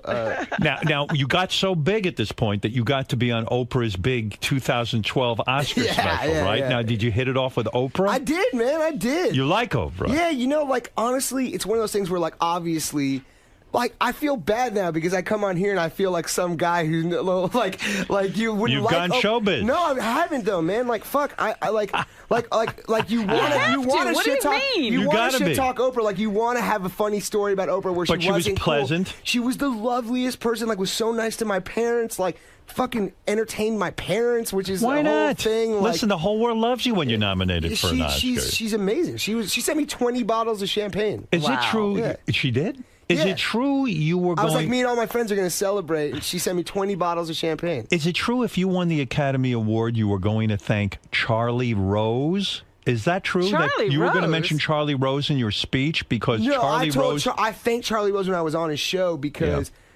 Brad Pitt and myself and Bennett Miller, who directed Moneyball, who's a huge fan of yours, by the way, also. Excellent. We went on Charlie Rose, and it was like the best interview for the movie. I thought it really like let the three of us talk about the movie without talking about Well, of course, Brad's but nobody kids and shit. Like they actually let us talk about. But the nobody movie. watches the fucking show. That's the problem. I don't know about that. I know about it. Well, yeah, okay. Well, That's then- why he lets you talk but- and but talk. Academy voters probably watch the show. Okay, You know, like fair enough. like people that vote for this stuff. You know? Right. And so he did such a great interview that you felt it helped catapult the movie into the national psyche or something? No, I think with the look, man, this is a different beast. It's not like you or I get to vote on this kind of stuff. Right. It's people within the Academy, people who have made lots and lots of movies and stuff like that. Right. So to get like Charlie Rose is a really respected guy. Right. You know, and so to get him to say he loves the movie and to let us speak and his questions are so eloquent and they're smart and, you know. Charlie. I think about you, like you know what? Like a bunch of my friends were like not my friends who, a bunch of actor friends Right. who were scared to come on this show. They're ridiculous. And they go, I'm going on Stern tomorrow. I fucking can't wait. It's gonna be the best day of my life. And they go, dude, why are you going on Stern? He's gonna grill you or whatever. And I go, So what? But I go, you know what? Fuck that. I'm the biggest Stern fan in the world. I would kill to be on this show.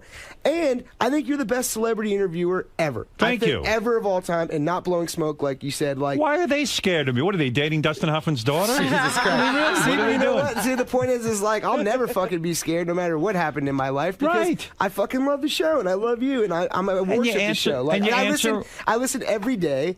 I So you love got to that. pay it forward. If you're going to There get you the go. enjoyment I from when like other that. celebrities come on, you got to take the shit like they do when they come Well, on. did you talk to Brad about the show? Yeah, I was like, I love Stern, man. Brad yeah. used to listen to the show. I don't know if he still does. I don't know if he still everyone listens. has respect for you, man. Like, Yeah, well, everyone. I don't know. Brad didn't give me much I respect. saw Clooney on the show one time. Clooney's been on the show. That's He's right. been on more than once. But what happened with you and Brad lately? Wasn't there Now, my wife says I have the story wrong, that Brad What? Pitt was very gracious. Oh, I really? ran into Brad Pitt at Brad Gray's wedding. Uh-huh. There's no And, way he wasn't gracious towards you. He was. My wife says he was very nice. He said hello and this and that. I He's a wanted gentleman. more. I wanted him to really suck up to me in front of Beth, I see. and he didn't do it. Because you it's like that left famous us Wrigley story. feeling- Well, what was You the know, famous story? The famous Wrigley story is the greatest. This is my Oh, favorite yeah, Hollywood yeah, story that- ever with Sinatra, Yeah, where that's he's like, great. yo, I'm with a girl, come over and say hi. Right. And make me look good in front of the girl. And then Frank goes, hey, Don, I just want to say, he goes, hey, what the fuck are you doing here? I'm trying to eat dinner. Get out of here. That's a great It's the story. best story ever. Now you're keeping the weight off. I'm trying, man, but I drink beer a lot. Did you Yeah. gain back some weight? I can't tell. I'm not maybe a little bit, but I mean, What did you weigh at your heaviest? I don't know. I didn't weigh myself then. I don't weigh myself now. I try and eat healthy, but honestly, I've been on like a month-long 21 Jump Street frat party drinking tour with Channing Tatum. Like Is we've been beer drinking. beer is killing Beer's you. my Achilles heel, man, because I like to drink, but people say you're supposed to drink vodka, whatever it is. I'm never gonna fucking give up beer. I don't give a shit. I love beer. Like that is my weed. How many or beers? whatever. But what are you talking about? How many beers are you drinking a day? No, it's not like I'm an alcoholic. I'm saying, Right. but when I go out and drink Right. and have fun, You have beers. I drink beers. I don't How many drink beers other do you have? shit. 10 beers? No, like 5 or 6. 5 or 6. Yeah, 'Cause he's not that'll- like Richard Christie. Yeah, Right, I'm but not like that'll Andre put- the Giant drinking like a 90 pack every But day. 5 or 6 beers will put calories in your Yeah, it's like system. eating a cake or something like that. But you don't care. You're going to keep it up. Look, man, I've changed Are you afraid I've to get too thin? No, not at all. Not I mean, at all. in a sense, you're. I've changed my life in such a positive way that to me, as long as I've made that change and I still drink beer, you gotta have some weaknesses in life. I don't do Right. drugs. I don't fucking, go out and fuck tons of girls. I like to drink beer with my friends. Like I have great friends. I like to fucking have a beer with my friends. Yeah. There's nothing better than me in the world. Now, did you give away all of your fat clothes, or are you holding on to them? A lot of guys who lose weight. Seth made a funny joke. Oh, look at the difference. Yeah. There you are. Yeah. Oh, I was see. really thin. Wow, there. I you was were really thin yeah. there. You've put back weight. Thanks, Howard. You have. Not Yeah, a lot, but you put back. Yeah, I'm healthy, man. I'm healthy. Like, What do you mean you're healthy? I mean, I don't live the same lifestyle I used to live before, man. I'm not a huge guy anymore. That's Right. awesome. Like I'm proud of that. But if you get too thin, will you lose your charm? No, man, I don't think so. Did you give away your fat clothes? I don't know. It depends if they were Where are your expensive fat or not. clothes? If they were expensive, Where are I your probably fat clothes? kept them. That's how I operate. Where are your fat clothes? They're probably in my parents' garage. I see. So you have them tucked away in case you get Away, fat. yeah. I said when I turn like 80 or whatever, I'm just gonna become like the fattest dude on the planet. That's it. Yeah. Well, that's when you Gonna do it. become Marlon Would you do that Brando? if you were 80? Would you just become like a real big fat guy? I or what? say that like there's got to be a point where I stop caring. No, but really rich guys like you think you're gonna live forever. You know, like you see those really rich guys and they're like 70, but they kind of look like 48. Right, 50, right. Because they're so rich, they have like. They're like, I'm too rich to die. When like when they go on the private plane. I love when you go on a private plane with a guy's like a billionaire. Yeah. They fucking sit with the pilot because they need to control. They're like, I'm too rich and important to die. I don't trust this non-billionaire with my life. Really? Yeah. Well, that's a good idea. One of my friends made a You're fun. going to adopt that. That's right. So now, let me understand something. And I'm excited about 21 Jump Street and all that. I'm telling you, man. But I You're want to gonna know, love it. between your last girlfriend and this mysterious new girlfriend, did you have a period of time where you've gone berserk and had lots of sex? Yes. Taking advantage did. of your Yes. fame. So you broke up with your old girlfriend. I'm not going to go through Or she broke up. chronology. All right. But I had fun, and I'll discuss. You had a period of time now. Any time period before now, I'm willing to discuss. Oh, good. Okay. Yeah. So there was a block of time before, let's say, a famous person's daughter. We And don't know how much time. We don't know how much time, but there was a period of months, right, that you had fun. Yeah. Now, how crazy did it get? It got crazy. It did. Yeah. Did you have two There's girls? a reason Did I you need to two have a girls? girlfriend. Did you have two girls at the same time? In my life? No, I mean in that period of time. Not in that period of time, but I've done that before. Did you go through all races of women? White, black, Asian? No, I really am attracted to Brazilian women, like through the internet. Oh, really? Like, when What you go does on that those porn mean? sites and Yeah. stuff, like, You like find I hit yourself- up like Mike in Brazil or whatever, like Right. whatever one of those things. And shout out to Mike in Brazil. But I've never been to Brazil or never met it. I don't know if I met. So a what's the Brazilian. craziest scene you got into with these chicks? I just had fun. You know what? Like, I decided Did that you get a blowjob from two girls at the same time? I've been with two women at the same time. You have? Yeah. You like that? No, I hated it. It was horrible. It's fucking kidding, man. No, it was cool. How crazy like, did it get? You want to do all that shit before you die. Right. Like, And if you have the chance to do it, you do it. Yes. Good But it for wasn't you. like an everyday thing. It was like one time, and I like told all my friends and think about it all the time. Any it was like famous women? Not famous. Not like famous. That Did you get your ass eaten? No. No? Yeah, I've never had that I had either. sex with a Sports Illustrated swimsuit model. Okay, that's the one I'll that's tell what my we're talking grandkids about. Wow. That's the one I'll tell my Yeah. grandkids Super about. hot, right? Yeah, that was like the highlight of my single life. No kidding. Yeah. Look at you. On fire. I'm the luckiest guy on the planet. Like, I know your listeners probably want to kill me right now, and I No, would, we're I would happy want to for kill me, you. but I'm a genuinely nice guy. I work my ass off, and I'm nice to people. What's so, your ultimate fantasy? What's the game plan? To become a great director? To become no. a no? I You just wanna want to be a act great in actor. You I want to want- act in movies? No, I want to do all different kinds of movies. Like, honestly, I didn't think there'd be a time where they would ever let me not do comedies because I became famous as a comedy guy. Right. And getting this award, whatever it means, my ego or life hasn't changed because of it, but the opportunities I have greatly changed as a result of it, and I'm taking advantage of it by doing like really good dramas. Who and had stuff, the you know? vision to put you in Moneyball since you were a comedy guy? This was a Bennett Miller and Brad Pitt.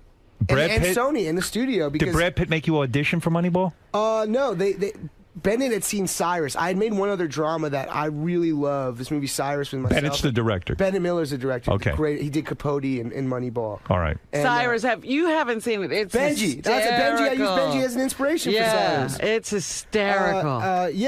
Thanks. And it's like a dramatic comedy. Yeah, kind I of mean, thing. it has a poignant, dramatic story, but I mean, your character's It's just crazy. absurd. So Yeah. Bennett saw you in this film. Yeah, Catherine Keener. Oh, Catherine Keener. She's the one actually that should get the credit. She's a great actress. She actually hooked everyone up with this movie because Brad had a director that fell out, and then she's like had worked on Capote with Bennett and was like, "You got to hire this guy Bennett. He's amazing." But he hired Bennett, and they needed the second lead in Moneyball, and she's like, "I just did this movie Cyrus with Jonah Hill.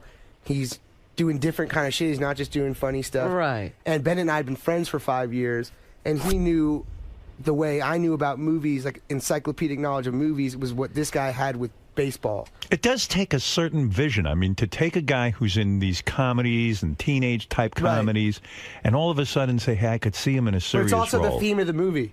Is Right. like, don't take people at face value, see what they're actually worth. you know? Right. Were you nervous when you had to work with Pitt the first day, or are you so calm about all this now?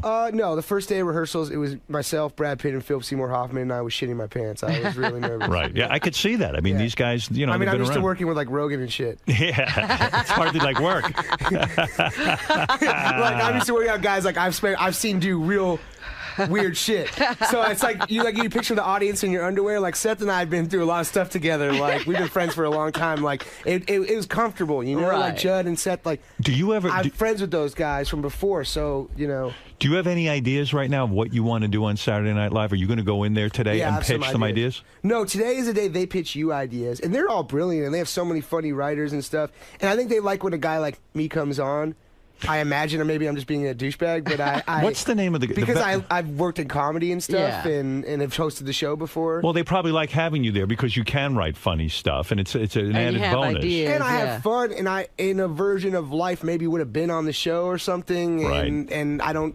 What is I your don't treat idea? them like a guy coming in. I treat them like, man, I'm lucky to be here. And What are you going to pitch when you get your opportunity to say, I have an idea? I have a bunch of ideas. Give me an idea what you're thinking about. Bennett, the director of Moneyball, and I had an idea for a digital short, one of those digital short films where it's because now I got nominated for an Academy Award where it's like I'm only doing like real serious movies. Yeah. And the idea was to do a Stephen Hawking biopic called Hawking. Oh, that's funny. But because it's like all you do is just sit there like this. And it's like Academy Award, not like, and it's like Hill brings Hawking to life, but really, all I'm doing is sitting there, just like with my head cocked, kind of like not like doing my it. left foot. Yeah, exactly. Yeah. Oh, yeah. that's a good idea. It's pretty funny, yeah. So you got to pitch that to those guys. I'll pitch them and see what they say. And Do you get it? Do you now get? that I say on the radio, they're like, "Fuck, why?" No. They should do it. Do you get dejected when they reject your ideas? Do you feel like No, man. That's if I came up through comedy writing. Like that's how I came up. So.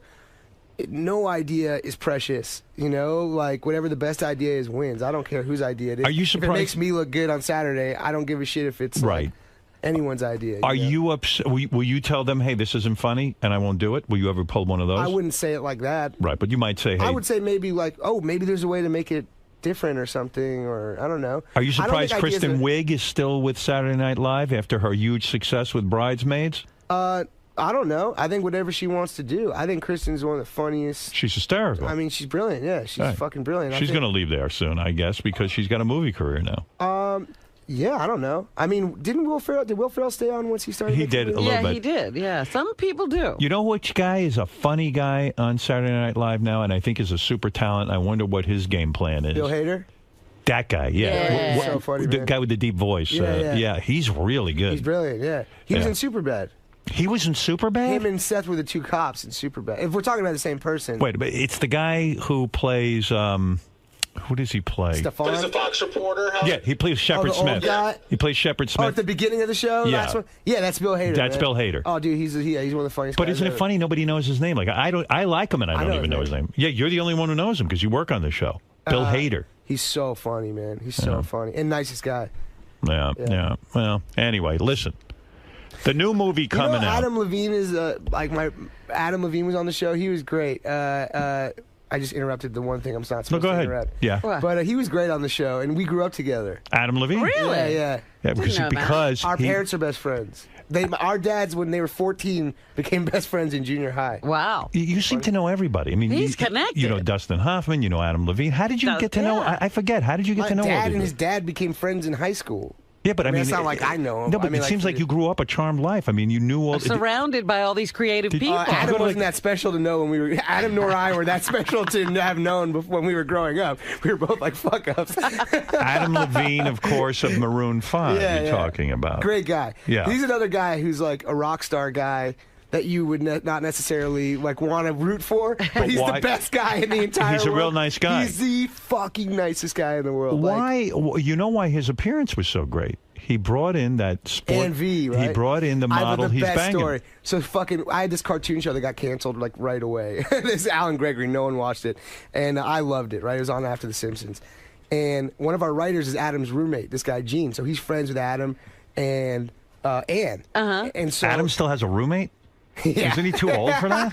And doesn't he make too much money? I don't know. Maybe, What's up with maybe he's that? gone all the time, and Gene hangs at the house, so no one fucks I at the house, see. maybe or something. Okay. But Gene's a nice guy, and he wrote on our show. He's a funny writer, and so we have a table read, and we said to the writers, "Bring some friends," right? Right. So the room's filled with like nerdy Jewish comedy writers. Like there's not and Gene brings fucking Ann V, who's a supermodel. No one can concentrate. The table read sucks. Everyone, these guys have never seen. It was like they met E.T. or something like that. They had never like. Adam's girlfriend isn't the Sports Illustrated swimsuit issue girl who you fucked, is it? No. Which one did you fuck?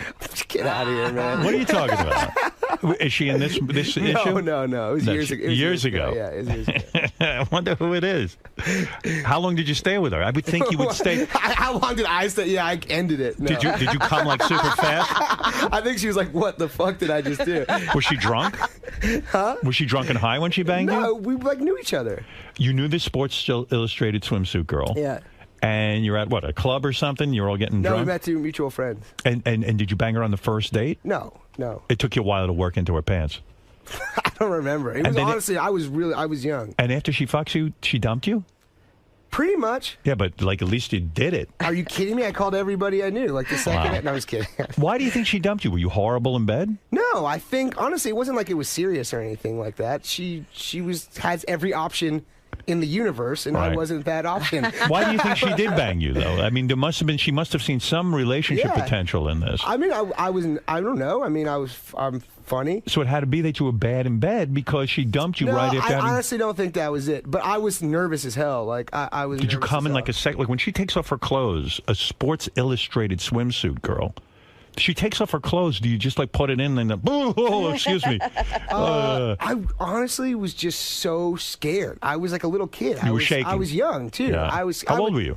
I was like 23. You were 23 and you banged a Sports Illustrated swimsuit girl. Yeah. Good for you. But I told you last time on the show, like I went from like 0 to 60 so fast that it was like really weird because I went from having girlfriends my whole life to becoming well known, and girls that were strangers actually liking me without having to spend a year getting to know that I was nice. But I mean, to get a model, a Yeah. swimsuit model, is a tremendous accomplishment. I'll remember it for the rest of my life. And that's when I you put it were up there with my Oscar nomination. and that's when you were really heavy, right? Yeah, I was pretty. Were you intimidated taking off your clothes in front of this girl because she had to have a perfect body? No, I was just so excited to be a part of the whole situation and grateful to be there. And just She blew you too? I'm pretty sure everything went down. Wow, Yeah. Yeah. Look at you. I'm the luckiest guy in the world. What a wonderful life. You gotta be a nice guy because you're too lucky. I understand that my life will probably change for the worse so quickly that I'm just snapshotting this moment. Jonah, why did you change your last name? Why was that decision made in show business? Hill was my middle name, and there was when I went to SAG. Hill was your middle name. Yeah, Okay. Hill was my middle name. All right. Yeah. Yeah. Too Jewy sounding? No, that wasn't it. What It was was honestly like a way more boring story than you would even want to know. It was like had to do with when I got my first movie, I Heart Huckabees. There was like you had to like decide in like 1 minute with Who the you were gonna be. SAG regulations or whatever, and I was 17 or 18, and I just like, Right. did it. And you did it. Yeah. Do you ever think you should have kept your family name? No, I mean on my license and shit. Oh, you do? Yeah. So that's good. It keeps you a If separate I had life. kids and stuff, yeah, I have a whole separate life from this shit. That like, if it ended, which it will probably soon, I'll be fine. Do you have enough money saved up now? You're a millionaire, To right? live a certain type of lifestyle. I Yeah. mean, You're a I'm not- millionaire. I'm fine. What? I'm fine. What does that mean? I'm fine. Are you a millionaire or not? Of course you are. I'm fine, man. Yeah. What's his quote now? Yeah, what is your quote? Nominee? I want to hire you for a movie. I wrote a movie. I want to hire That Jonah Hill. adds to it, doesn't it? Yeah, I want to hire you for a new movie.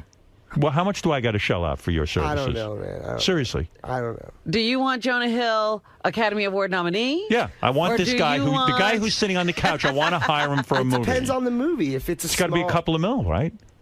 I don't know, man. What is your quote? You don't I'm know your not own telling quote? you. Why? It's private. Jonah. It's me. It's Howard. What's your quote? I'm thinking of you for a movie. I'm in a really happy place. I have a very serious role for you. I believe it's an Academy Award I role. want you to do. You know what? I would love. You ever seen like Todd Solondz's movies, like Happiness and Welcome to the Yes, my favorite movies. I would Welcome love to see you like in a movie like that. Well, let's go. Let's do it. Would you do something like that? No. Would you do? You wouldn't do it. No, I want to be Mussolini in a movie. That's my dream Mussolini? role. That's right, an Italian dictator.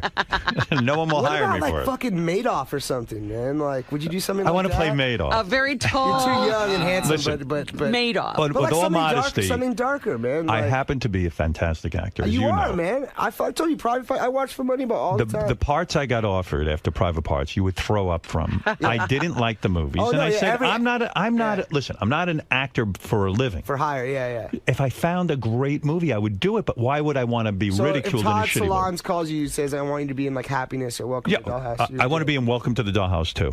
You would do something. I like would. that. You should, man. My dream role, though, and I've never said this on the air. Yeah. I want to play Woodrow Wilson. Woodrow Wilson. You That's love, right, yeah, yes. you love biography books. So do I'm I. just kidding. No, but you love. I read the same shit that you read. You read But like I Lincoln do- biographies. I and will stuff. only read biographies. Yeah, me too. I only like real life. Yeah, most of the movies I watch are documentaries. Yeah, I don't want to. I don't want to sit there and read some made-up story. But no, you love comics. That's the bizarre thing about you. Comic books are different. Seth and those guys, they always loved comic books, and I was less of that. I was love it. more into like real, like super, like I love like documentaries about real weird people, like as opposed to, because I love that in real life there were people like your show, like when you not weird, like not dissing Benji or whatever, Right. but Benji's life is way more fascinating to me than a comic book or That's whatever. right. You know? That's true. Everyone thinks Are that. you still with that girl? Yeah. He's not talking about it. I'm absolutely. Yeah, I'm with her. Yes. Yes, he is. Cool, he is man. with her. Good for you. But Are you he'd still rather- with that girl? So, I don't know. Anyway, the movie is called 21 Jump Street. Yeah, honestly, it's. I'm fucking taking your awesome. word for it. Yeah. Now- I wouldn't be here embarrassing myself if it wasn't. Is it great. important for you to do well in this movie because it's your first release since Moneyball, which of course You want the number It's one not this only weekend, important that for that. weekend? It's important. Well, we're the only wide release going our weekend, so hopefully, things will go well. But honestly, I've been working on this movie from the age of 23 to 28, 5 years of my life Why so long? to get it right. Right. Good. I'm proud of you. Yeah, they wanted to go earlier, tons of times. Smart. It wasn't right. It's Private right Parts, now. 4 years to get It's that right. because you know what? You don't pull the trigger on something unless it's going to be great. And so this I is don't want to be on a billboard of a shitty movie and people drive by and go, because they don't go like, hey, they don't go with like the director's name, they blew it or whatever. They go, that Jonah Hill movie sucked. How you know? will you? When will you know if the movie is a hit? Is it Friday night or Saturday night? You'll know. You could pretty much know Friday night by the end of the night. How do they know Friday night that the movie's going They to have be? wizards, man. They know the projections. They have like Moneyball, like Peter Brand and Moneyball. They literally have people that. How much money did can project Moneyball this. end up making? I don't know actually. Right. But you'll be watching the tape. That's not a movie you like. Jump Street, I'm way more concerned about fiscally than Because it's financially a than- big film. It's a big commercial action comedy like Bad Boys or whatever. Moneyball is like an artsy. And was Inspiring Channing Tatum your Yeah. first choice of the guy? Yeah, man. Is he a big enough star to carry this movie? His last movie a Go couple ahead. of weeks ago. Go ahead. It's the biggest movie of the year. What was it? It opened to $40 million. What was it? The Vow? Yeah, him and Rachel McAdams opened $40 million opening weekend. I didn't know that. I don't even know he's like this the biggest movie. Channing box- Tatum he's is the biggest under the box office radar star in for America you. right Yeah. now.